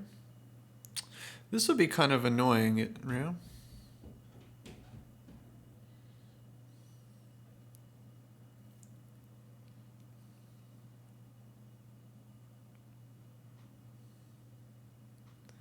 Can take on E4 as well. Yeah.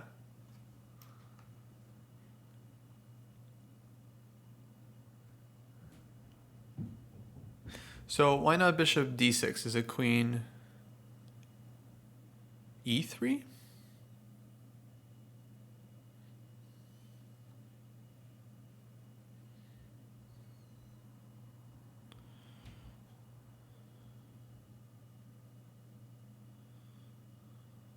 I'm not sure if white's fine there. I wanted this one. So here, and then here.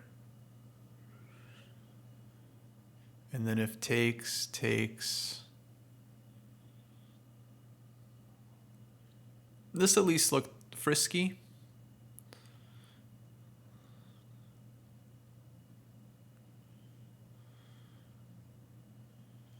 But C5 might not be necessary because we also have this one. Yeah, so what's white doing on Bishop D6?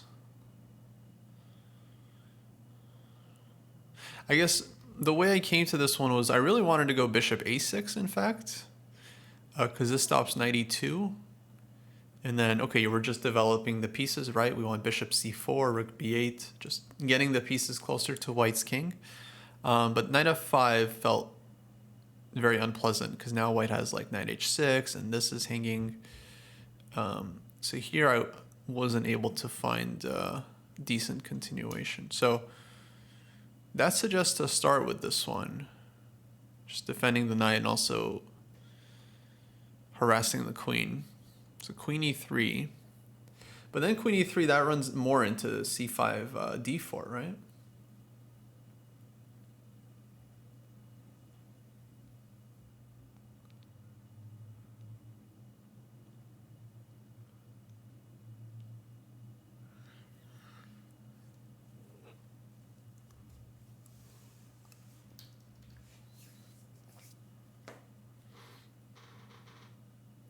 Yeah, Abdul, We looked at that earlier. You're correct. Bishop c5. b5 was a mistake. So bishop c5 first was better for sure.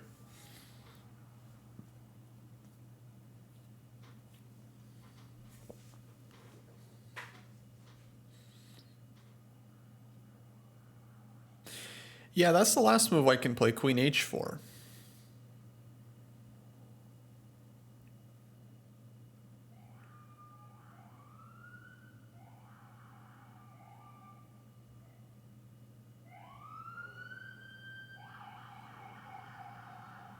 But then I think we've got this here, maybe. Because if takes, knight g6. And we're going to take on e4. If we take on e4 with the knight, that starts to look quite okay for black.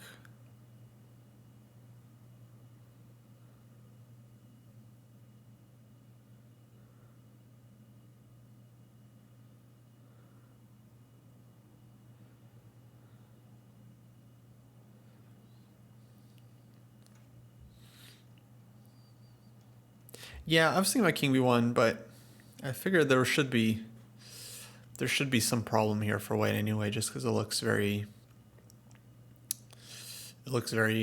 sketchy. I think that we have this again, if nothing else, and then trying to take here. So that'd be pretty annoying.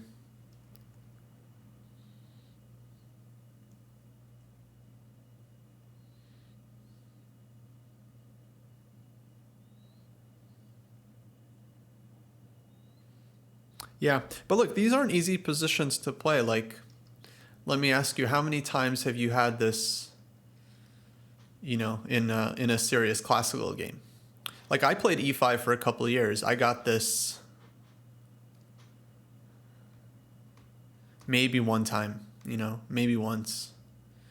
So the issue is, yeah, we get into this position and it's like, yeah, you've got like no experience here. That's why we're always pushing the opening sparring, right? Because this could be a sparring position, for example, and then you play the game and then you realize, okay, this position's complicated. Like, I have no idea what I'm doing here, which is totally reasonable because it's a very unusual position for e4, e5, right? Like, this is the only line where you would get this this kind of structure. Maybe Scotch or something, I don't know. But yeah, I mean, I can tell you these positions are not easy to play for either side. So I wouldn't feel too bad about misplaying it. It's hard to find someone from the white side. Yeah, that's true. That's something I've mentioned to Jesse and David a couple times. I'm like, no one wants to play openings that they don't play when they're sparring. And they're like, they just ignore it. They're like, that's not true. Like, okay.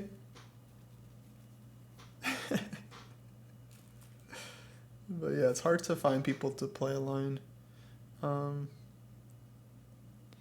Yeah, you need a friendly training partner. Wait, but what about doesn't ZWeb play D4? Do you know ZWeb? Maybe they'd be willing to play some games here.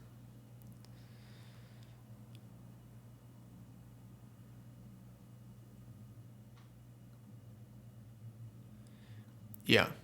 No, I know. There's a lot of tricky lines with e4, e5. Not an unreasonable amount, I would say. Like, I think because think about it. I mean, all the top guys, they all play e5. Even if they sometimes play c5, like they can all play e5, right? So it's still going to be the it's still a very solid approach for black.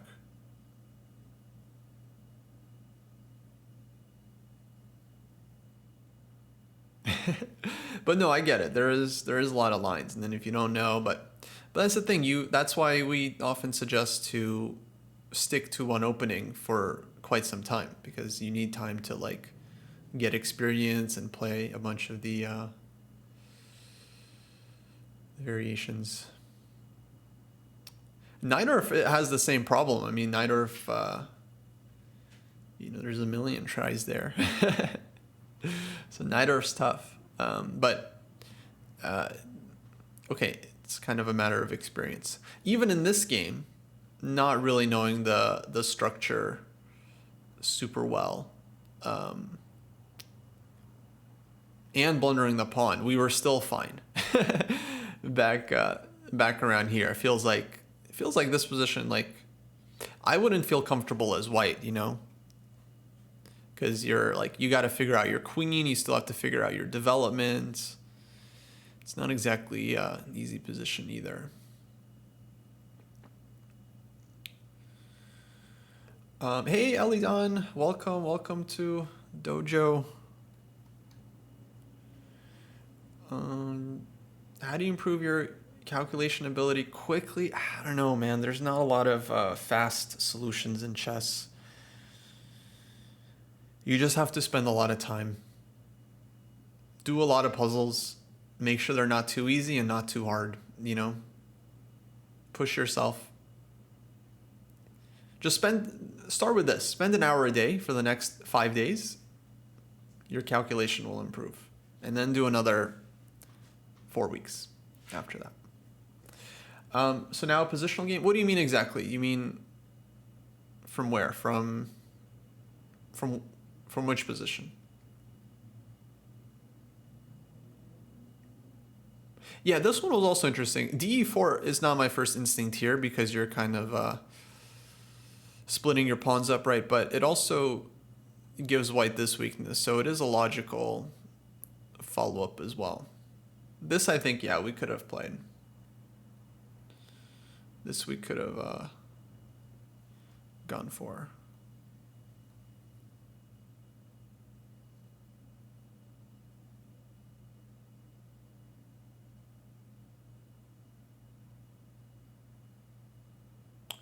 Strategic Pierce or King's Indian from this position? Or what are you saying? Oh, the next game. Yeah, let's look at some more games. Let's go back.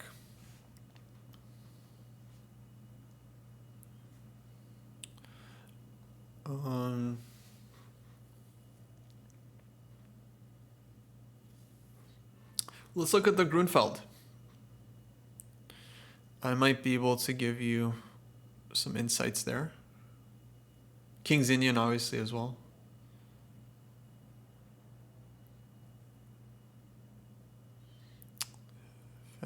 Finner.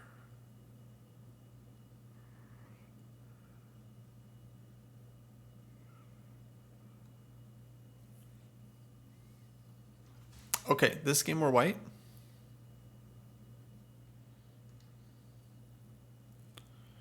Queen b3. Queen b3 is very ambitious. Is this the main move you're playing here?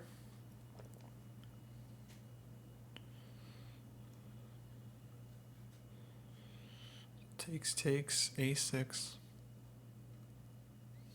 Yeah, it's not a bad choice. It's just there are quite a few lines black has as well. So a6.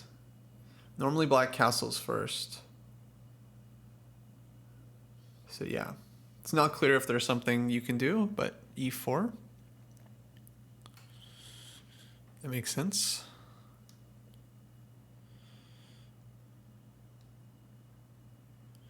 Bishop e2, castles. Okay, now we've transposed back into the main lines, or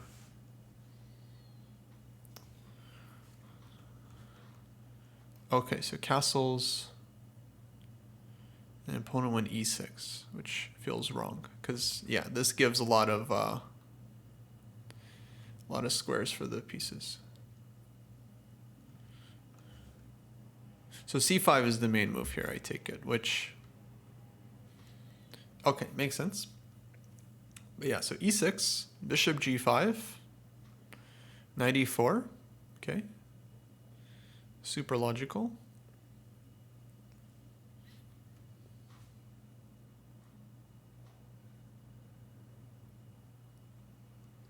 Ooh, all right, so this is the question.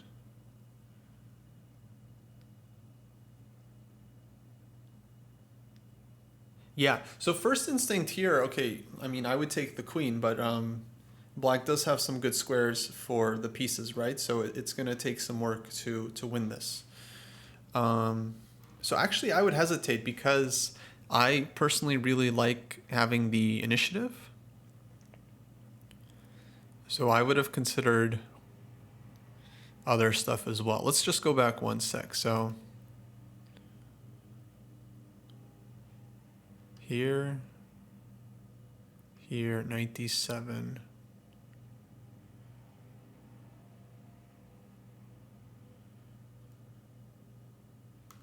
So yeah, bishop d2 would be the other move. That's like, let's say if you want to consider a more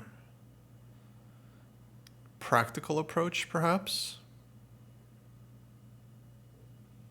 Because you're still threatening knight d6, of course, so you have this in reserve, but you have other ideas as well here. a4, knight c5, you know, playing for... the simple approach is like you put knight on c5, and then you put the rook on c5, then you put the rook on c1. Just keep piling on. Knight check, I think we don't have enough here. So here we got to count the attackers. 3 attackers, only 2 defenders, and that means we're losing this fight.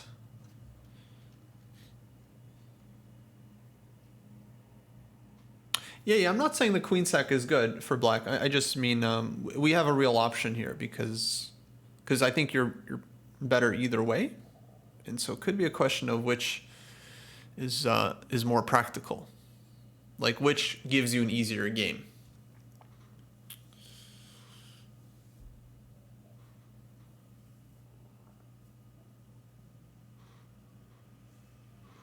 Yeah. How do you evaluate a position? I actually have a video on YouTube if you'll search for it.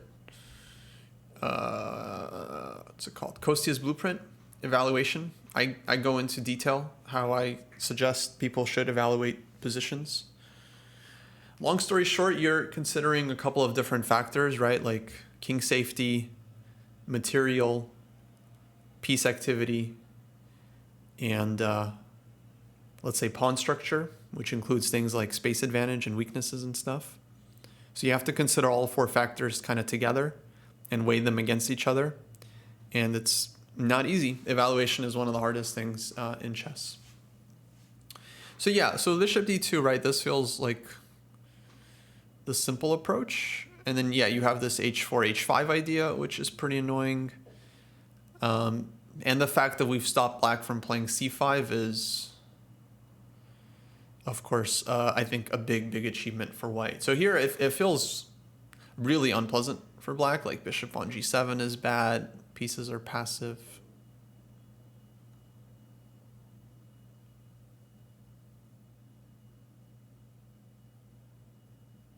Whereas if you compare the queen sack, there it feels like black's moves are easier to find. So let's try something. Let's try knight f4.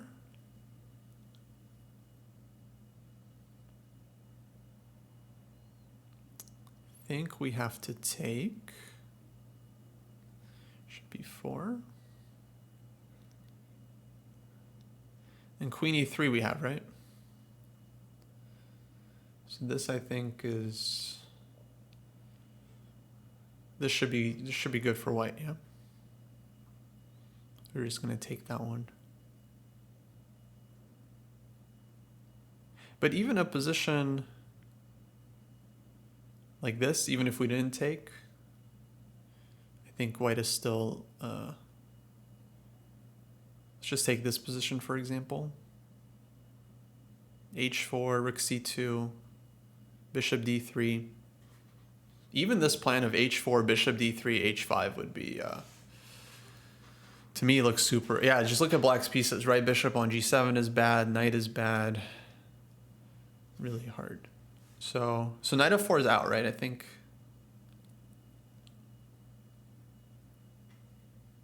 we can't... Yeah, white could have taken on h6. I'm just saying, even if the pawn wasn't hanging, it's more for me just about the structure here. Blackfern, thanks for subscribing. 2 months.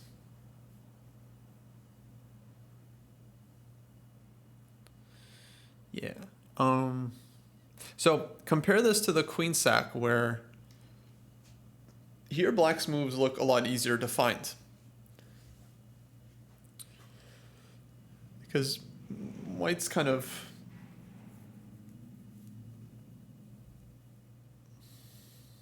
White has to now play this very technically, and then black can just take here, double the rooks, knight b6. It's like, as long as black doesn't hang anything, you know, they just keep playing. But for sure, position is still better for the queen. Ooh, g5.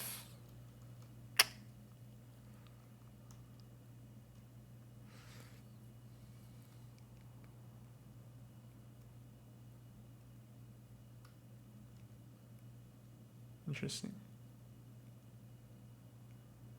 You didn't want to take this one, huh? I'm not saying you had to, but this would have been... This would have been very, very tempting for me.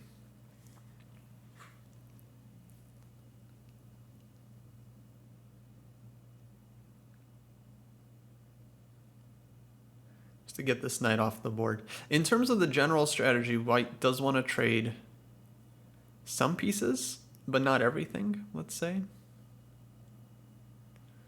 So take here. And it feels like black's king is quite open. Let's say b3.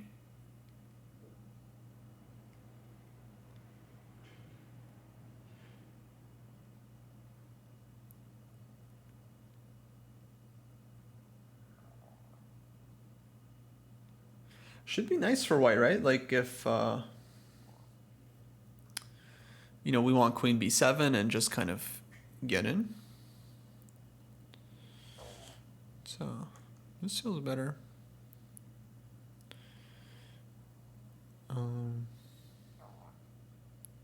Let's see. You guys are asking a lot of lines. So let's go back. So yeah, if takes here, I think white takes on h6. So the problem for black is now the king is going to be opening up. So that's very dangerous. I don't think black has an easy life here regardless. To me, king h7 feels more logical, not to create any weaknesses, but it's not a huge deal. I mean, white anyway is going to, let's say, start with queen g3 or something. I don't know if queen g3 is good, but h4, h5, bishop d3. This is gonna come. Okay, so here h4. I definitely like h4. So we play this one. Also fine. Queen g4. Why not g3 here though?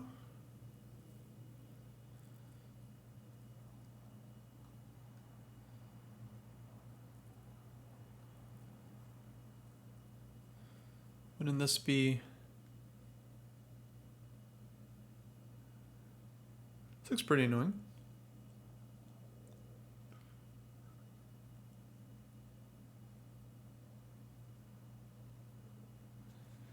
Yeah, no worries, no worries. Okay, question on move 20. Oh, instead of h4, should you go a4? a4 also feels fine. Let me just quickly read what you wrote here.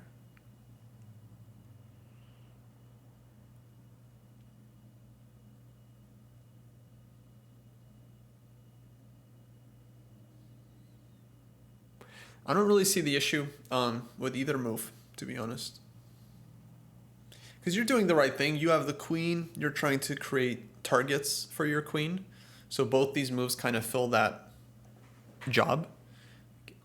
You're creating, you know, a target here and a target there. So a4 looks quite sensible to me as well. If I had to pick one,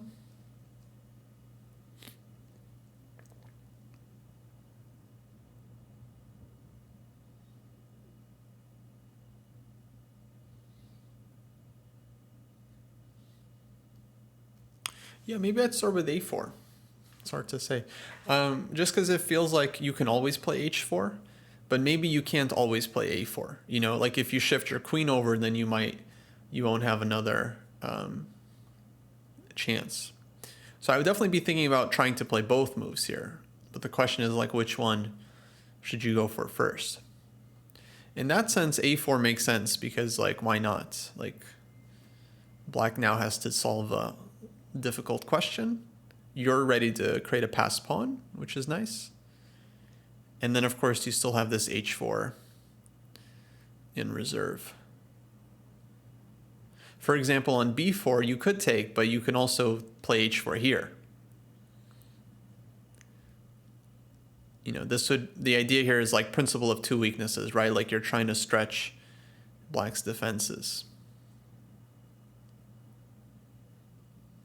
And who knows, maybe takes bishop f3, like you don't, actually I don't know if we want to allow a5 here. Maybe a5, something like, so there's quite a few options here. But to me, I don't know, I don't see any issue with how you played it.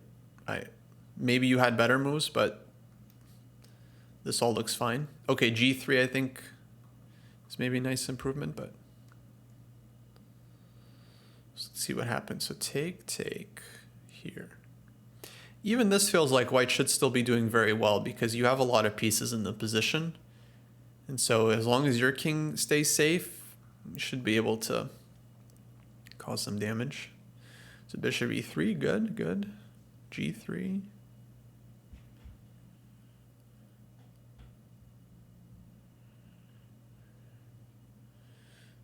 Takes queen f3 and ooh, nice, very nice. Yeah, but it's not surprising that black blundered something because the king is very weak and I think it's a very tough position for black to defend. Because okay, knight is defending the king, right? But it's still the queen plays on both sides of the board. That's the problem for black. So if the knight is just here, then okay, on the queen side, black is down a rook. So black puts both rooks here, otherwise they would lose on the queen side, but now they're losing on the king side. So I don't know. To me, honestly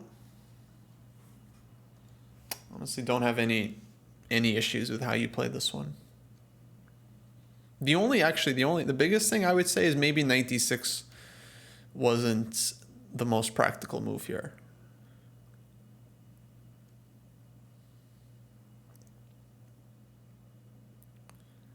And yeah, just from like a practical approach, when you're playing lower rated players, it often makes sense to give them more of a choice. Like when you play knight d6, okay, he has to take.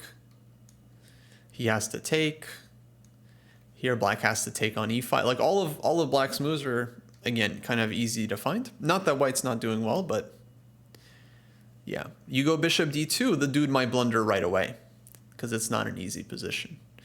People suggested moves here, and I think a lot of them were just straight up blunders. So it's like, this is the one thing where I was like, yeah, maybe white should just keep all the play. Why not knight d6, queen b8? I don't know. I assume white takes on b7.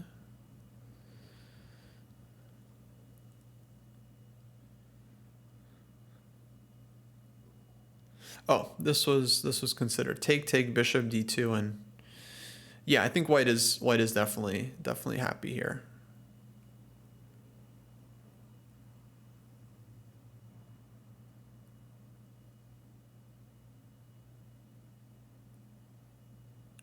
But yeah, this is another reason why I think bishop d2 is better earlier, because if black could get this position anyway if they wanted, then it's basically as if you played bishop d2 and okay, you got to go knight c5, knight b7, which is not like the biggest achievement, right? So you might have still had to play this structure out anyway.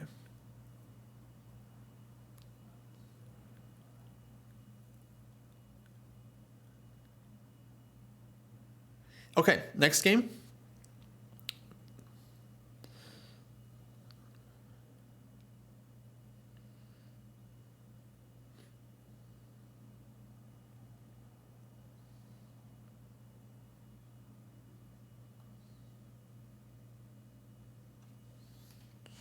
What happened here?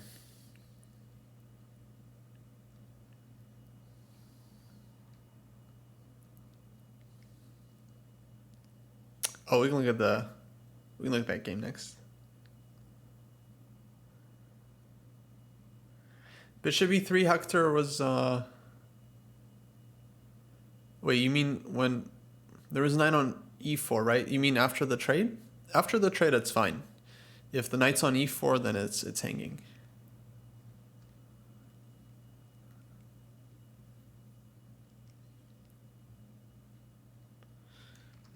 B3. This b3, did your opponent play this fast? Or did they take their time on this one? I'm just curious if this is a known thing. Oh, they took their time. Interesting.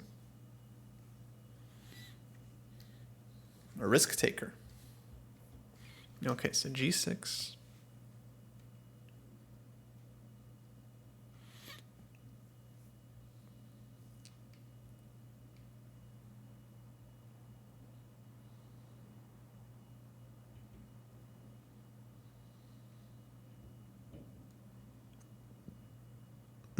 Okay, we got under some pressure in this one.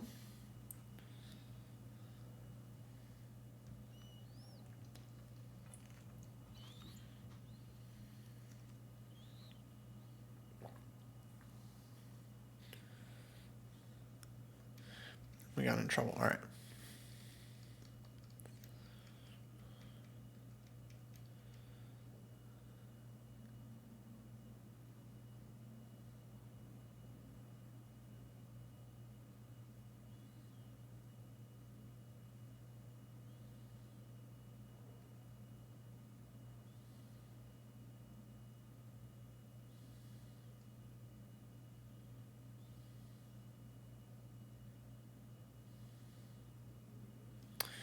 So c5 was played because you're worried about knight d4 in case of b5. But yeah, but as you said, when you play c5, then it's kind of impossible to get b5 in anyway. And then the question is, do you even want b5 in this position? Because as soon as you play b5, the bishop opens up. So is b5 even the right idea?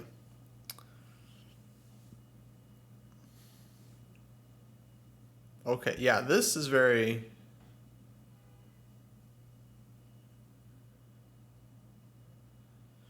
This is starting to maybe paint a picture. Because in the other game, Buck, you remember you blundered with b5? I understand it was like tactical blunder, you were tired, but like, still. And then later we had that position you were saying you didn't know what to do because you don't know where your pawn break is. You might be looking for too many pawn moves, you know? Because also a6 here, like a6 I'm not sure is right either.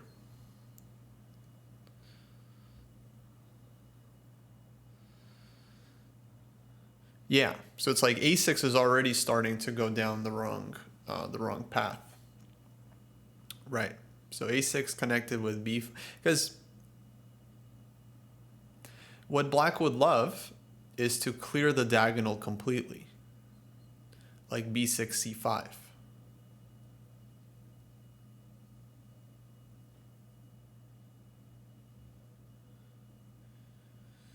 So if you can get this, rook b8.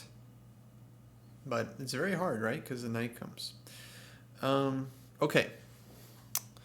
So let's try to come up with a better plan in this position. Yeah. I'm not saying go b6 here. No. I'm not looking for a pawn move in this position. Okay. Our rooks are not connected yet. So we need to connect the rooks.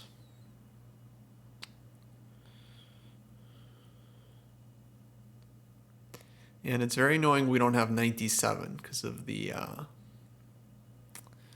b pawn.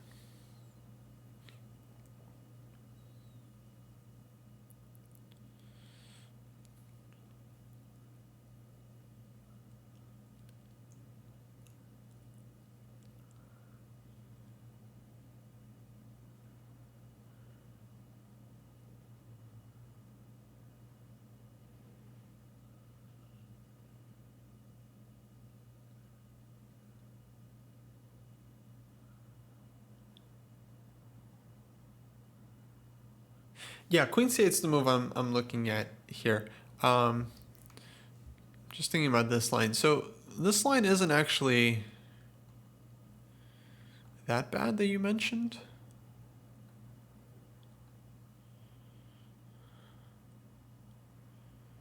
I mean, if white takes here, then we take on e2.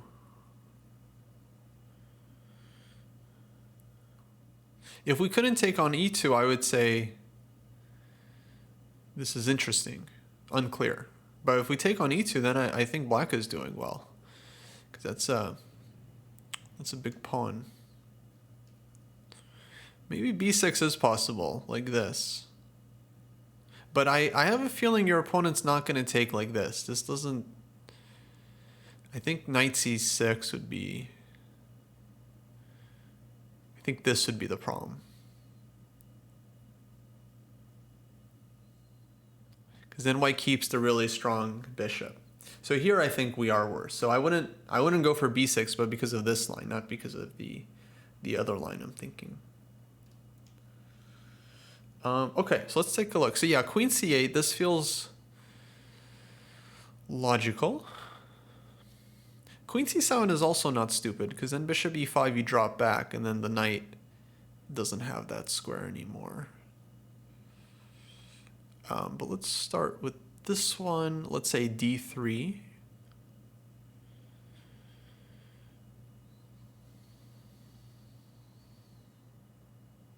Like knight e8. Maybe this is how we untangle.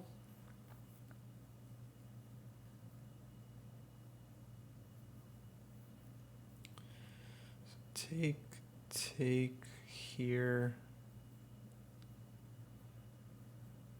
b6, knight e5.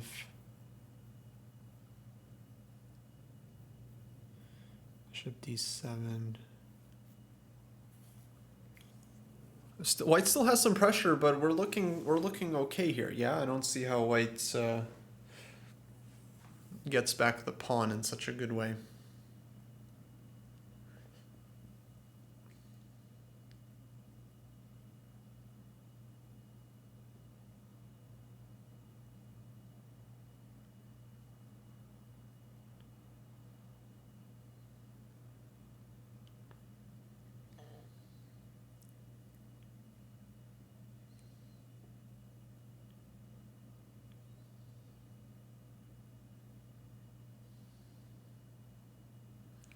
Yeah, the one thing I notice, Buck, is we're often, it looks like we're often trying to play very forcing in situations where maybe it's not necessary. Because if it's not necessary, it might be better to just try to just improve the position. Because when you improve the position, you don't make it easy for the opponent. They have to come up with good moves as well. Like if you go queen c8 here, there's no guarantee your opponent's going to make... They might shoot themselves in the foot. So I feel like sometimes we're kind of shooting ourselves in the foot, and we should be giving that opportunity to the opponent more often. It's kind of a tricky thing to fully explain, but here it's like a6 and c5. We did it to ourselves, basically.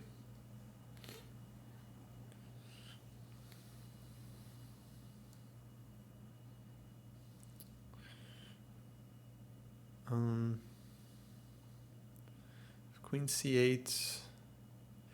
We can go back to this line. So d3, we're thinking this. Here, here, here, here. Rook a2. Well, we have time, right? We go queen c7 to cover this one, and why is black under so much pressure here?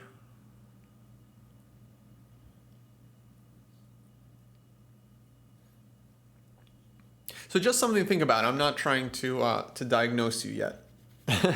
Just something to think about. Like, if you think about the last game, like you went knight d6, like forcing like this queen up position, but maybe bishop d2, just keeping the tension was stronger. Especially against lower rated players, I would really try to think about just keeping the tension if there's nothing really immediate that you can do.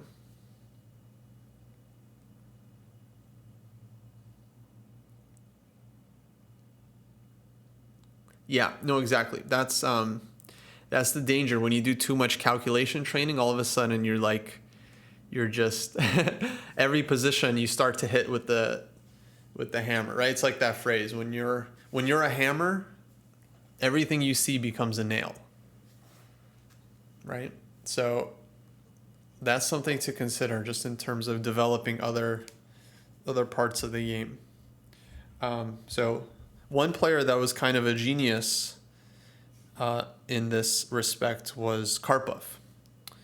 Karpov was kind of famous for having like some kind of quiet position where it looks like nothing's going on. And then all of a sudden, 5 moves later, the opponent's position is collapsing. So he had this kind of sixth sense where he can like calmly improve his position, not let his opponent do anything fancy, and then eventually the other side collapses. Of course, we have to remember, like, when you're playing chess, you're playing against a human, and they have to play well. It's easy to expect, like, okay, they're not going to blunder anything, but you'd be surprised, Just look at any number of games. If you go through them, you'll see both sides are eventually making mistakes, often making mistakes in very surprising situations. But the reason that happens is because you're under a lot of pressure during the game, OTB, right? So maybe first 40 moves you play fine, first 30 moves you play okay, but then at a certain point you just get a little tired, you lose focus. Or what happens is many players, they try to do something and then they lose the game. I win many games, in Blitz, right? Entitled Tuesday, because my position's not that great, but then the opponent tries to do something, crazy, and then they just lose the game. So yeah, this for me suggests to look at some games. Like we were saying, the game collections, especially a more strategic player, like a Karpov, a Smyslov, Kramnik. For sure, Kramnik's games, I think, very interesting. Carlsen. These guys are really they're very adept with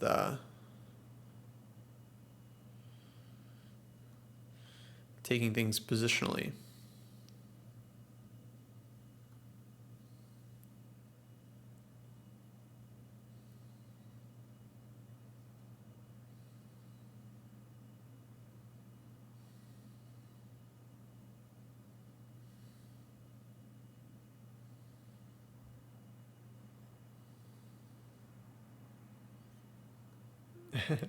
Just learn to do nothing. Yeah, easier said than done, of course.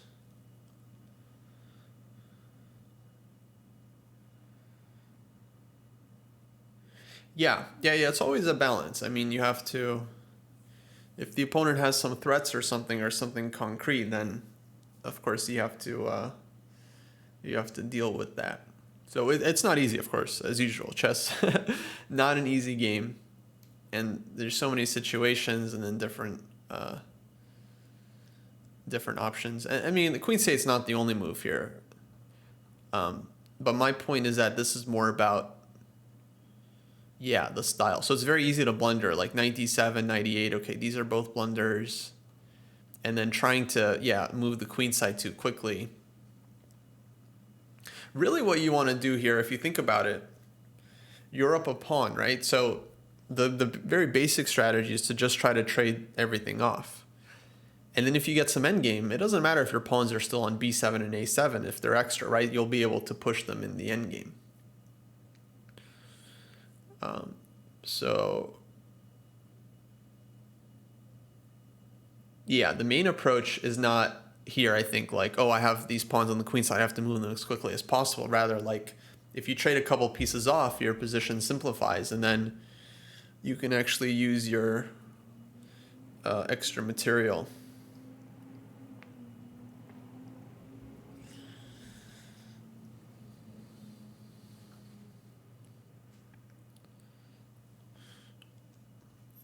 Okay. Let's look at more games. Now we have Hypothesis, which is that Buck is a little bit too forcing in the play. Let's see. Let's look at this game. I'm just looking at the most recent games here. Ooh, Benko. Benko's annoying.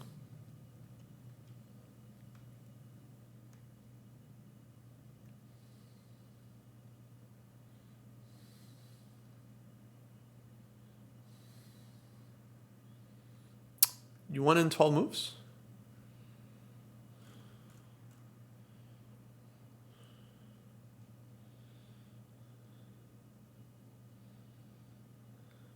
Oh, shit.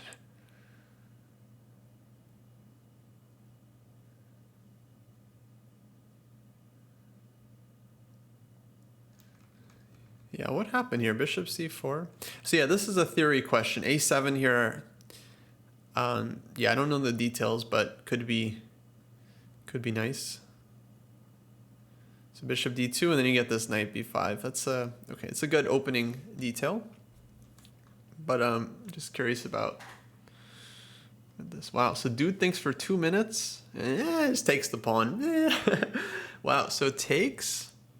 And did he play rook b8 quickly, or was his idea to take on c3 here? I guess bishop c3.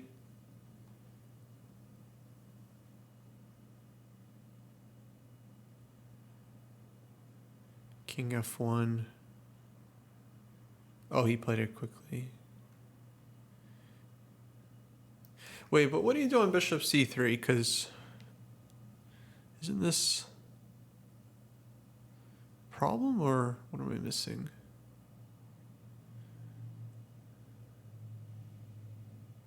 Oh, take bishop d2. My bad. Yeah. Okay, and GG. Yeah. Oh, so knight d2, even rook c1 here, you're saying.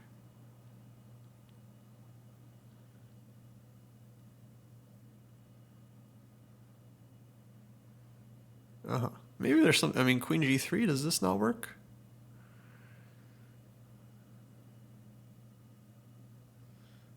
Check. And Wild position.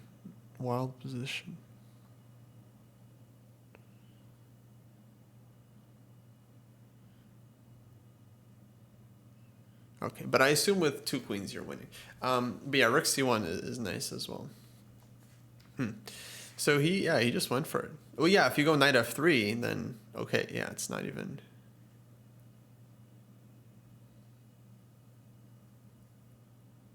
Oh, hold on. You mean here? So this is what the guy was going for. I understand. Thank you for being patient. I'm not familiar with all these Benko tricks.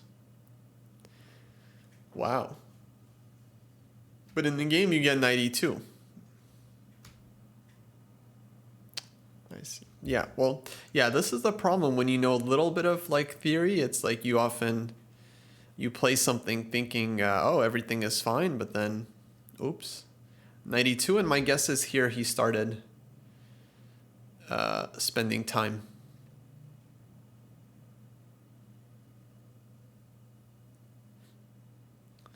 So d6.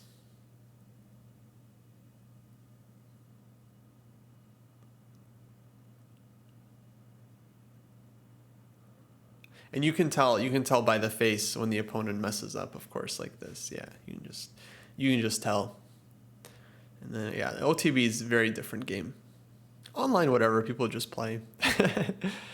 All right, so now we played f3. I don't mind f3, but yeah, why not castles? Oh, the double attack. You didn't see bishop h6. See, this is where your concrete thinking would have been useful. Yeah, because this is easy. Actually, hold on. Takes.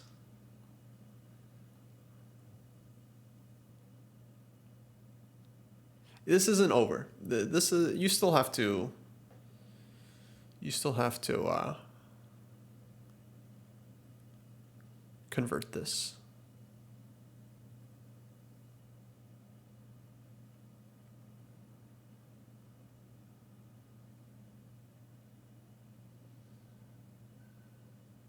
Sure, queen d2.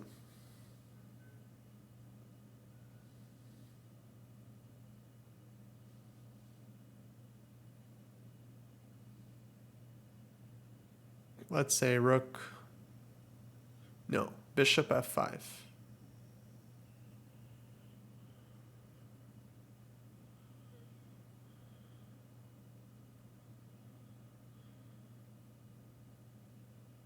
Oh, sorry, did I mess it up? My bad. Oh, I thought I was following your line.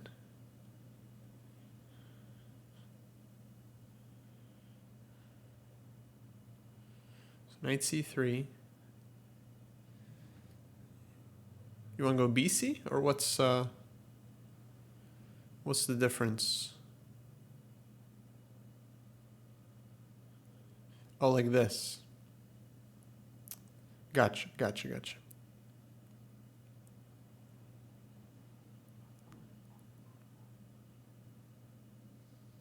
Yeah. I see. All right. So castles.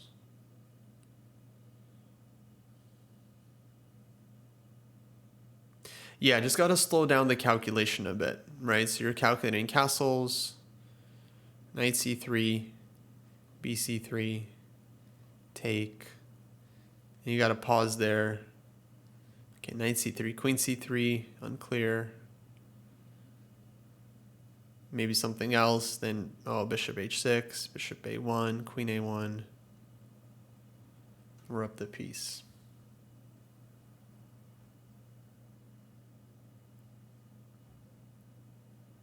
Yeah, so just got to slow it down here, because you realize, okay, you're winning the game. Just have to keep accurate.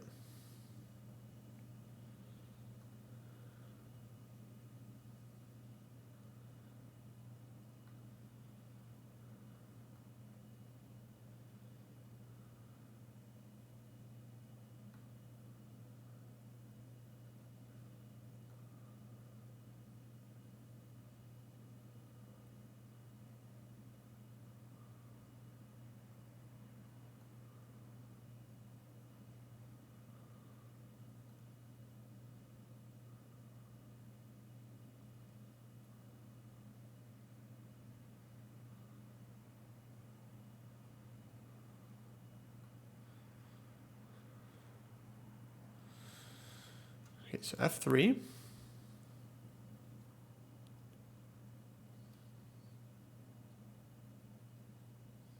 d2.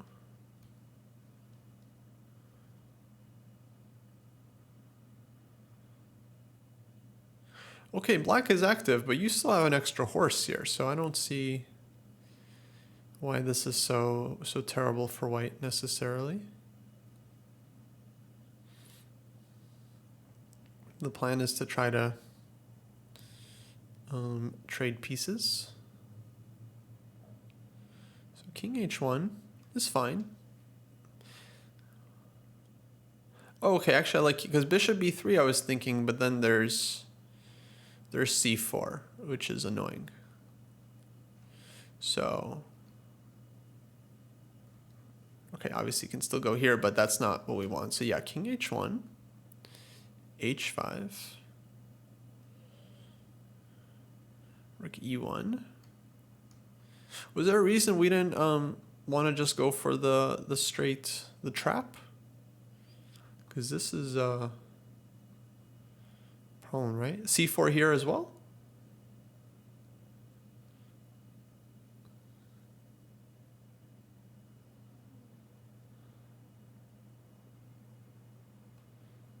Bishop d3.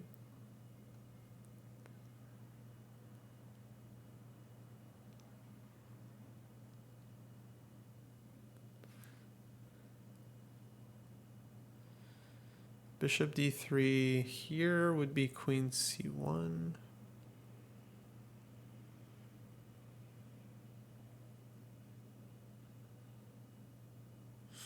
Oh, but yeah, take and then c4 at the end.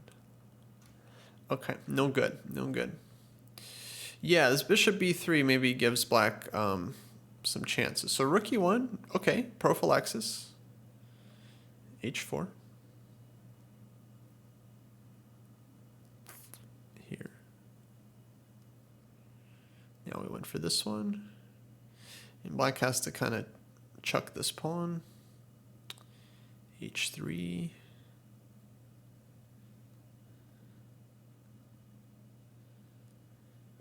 I don't like that we allowed h3.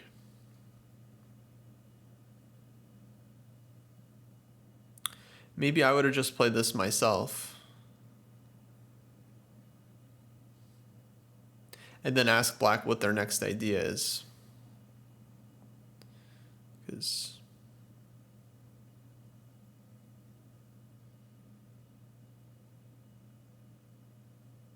yeah, you just don't let them advance.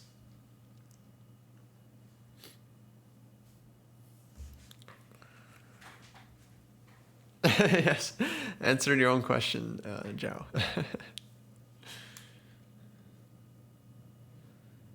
h3, knight d4.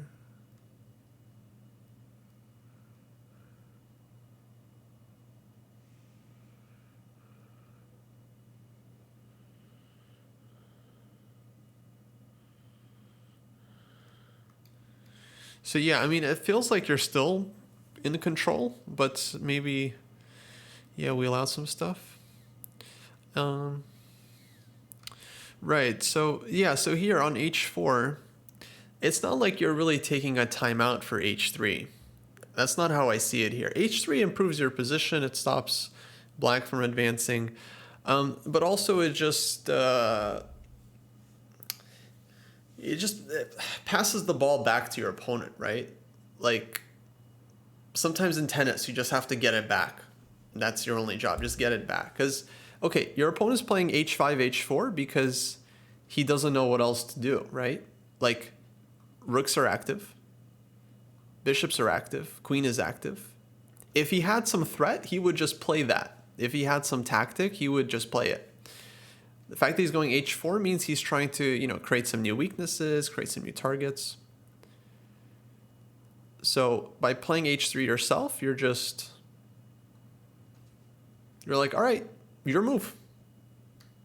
You didn't have any ideas last turn. I don't think you have any ideas this turn either. So go ahead. What are you going to do? And this is very frustrating because then it's like, well, what's black's next move?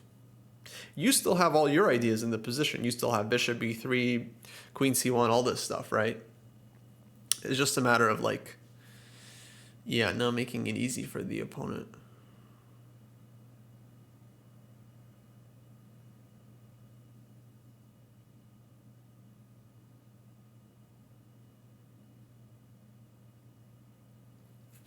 Okay, let's see how this continued. So here, no, it's like, okay, it's pawn on g2. Still we're in control.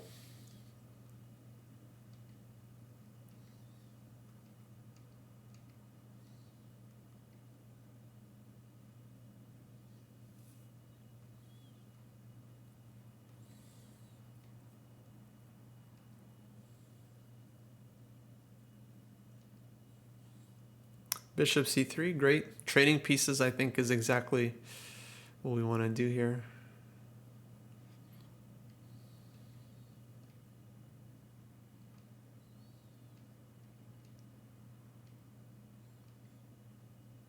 King e3, good, good. Now there's no pieces on the board, right? So your king is perfectly safe. And yeah, white's plan is you got to promote your pawn here.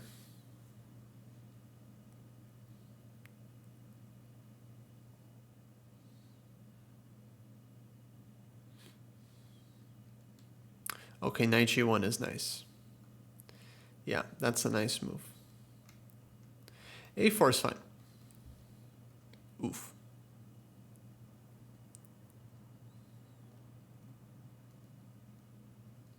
And now this should be very easy. Queen g3. Bishop. Yeah, just make sure everything is defended. That's your only job here.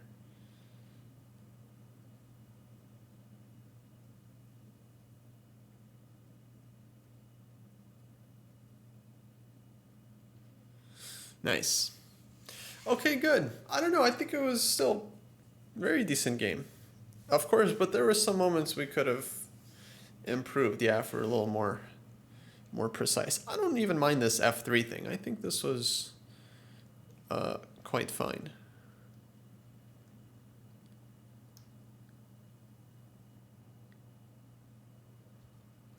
Yeah, bishop c3, bishop d2 here, exactly.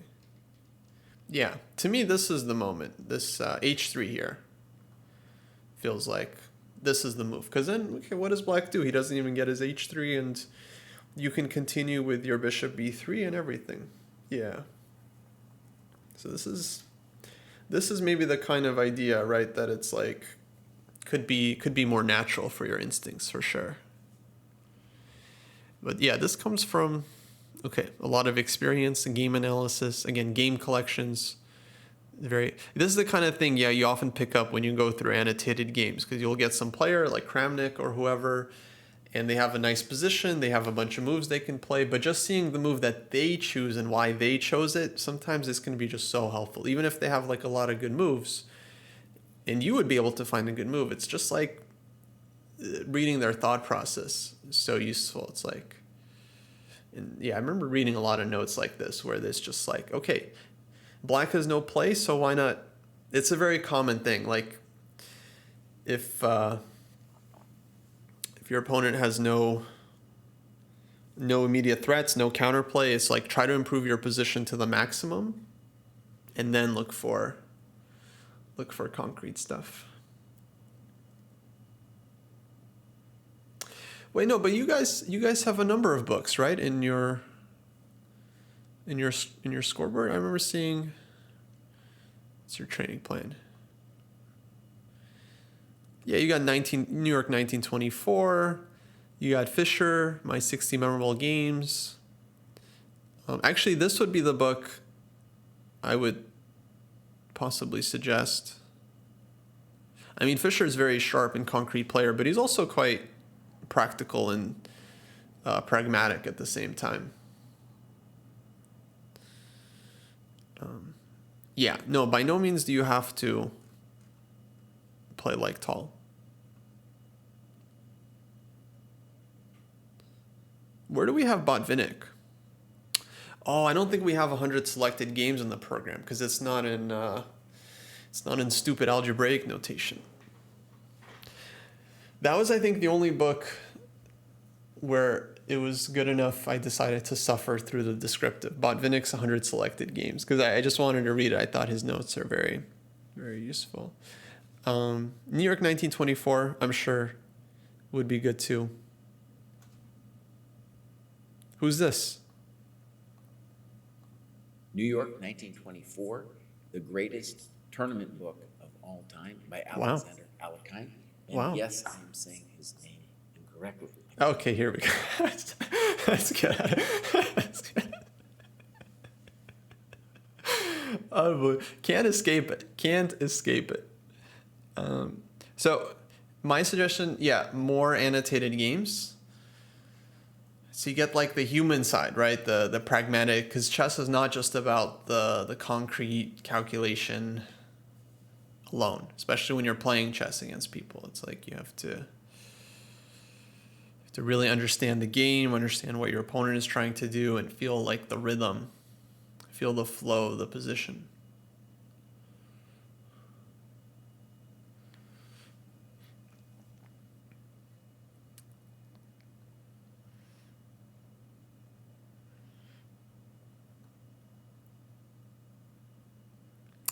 That it makes me think of, like, can they really not use AI to just convert the descriptive books to algebraic notation? Is that really? I feel like AI can like do anything. It can't just convert the. Maybe that'll be a tweet. It's gonna be a tweet. We get an AI to convert descriptive notation. It's a real bummer. Real bummer.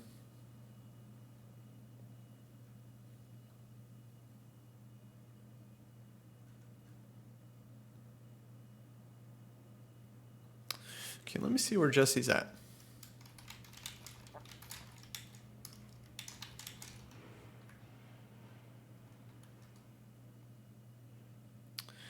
I'm wanting to take a break here soon because we've been streaming for a while. I hope that was helpful, Buck, going through the games. I'm happy to look at more, but just from the games I've seen, this is kind of like the first impression, so we can work more on the positional side of things.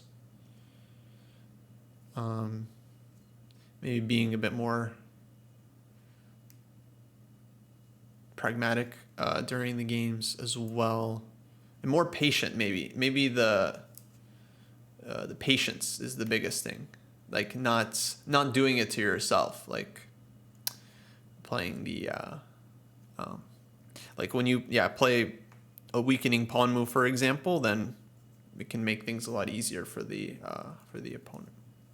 Good. I'm glad to hear. And yeah, I mean, Buck he's one of the strongest players in the program. So I'm sure low-rated players can learn just by going through the games. Speaking of, guys, our game database is open to anyone in the program. So if you're in the program, you can go through games. A little tutorial here.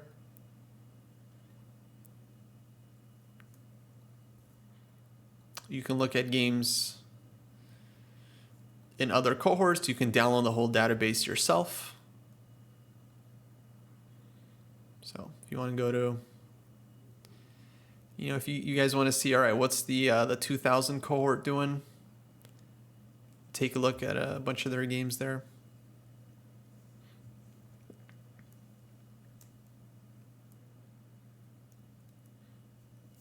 Yeah, no, I mean, you can't, of course, you can't choose the positions that you're playing. You can't just always get positional positions, right? So it's a matter of treating each position properly. And in dynamic positions, you do have to play sharply, right? But as we've seen, a lot of dynamic positions also have moments where it's not a matter of, not every move has to be a forcing blow. So of course, balancing this, I mean, that's one of the things that we're evaluating after the game is how well you're following like the flow of the position. So many people have the opposite problem. They're playing too strategically in situations where they need to attack and create threats. And so it's all about finding that balance. You don't want to be at 0. You don't want to be at 100. You want to be like treating the position correctly. Yeah, not easy.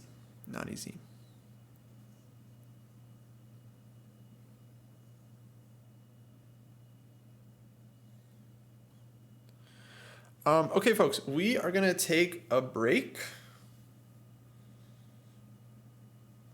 I'm going to grab a couple more bites of food.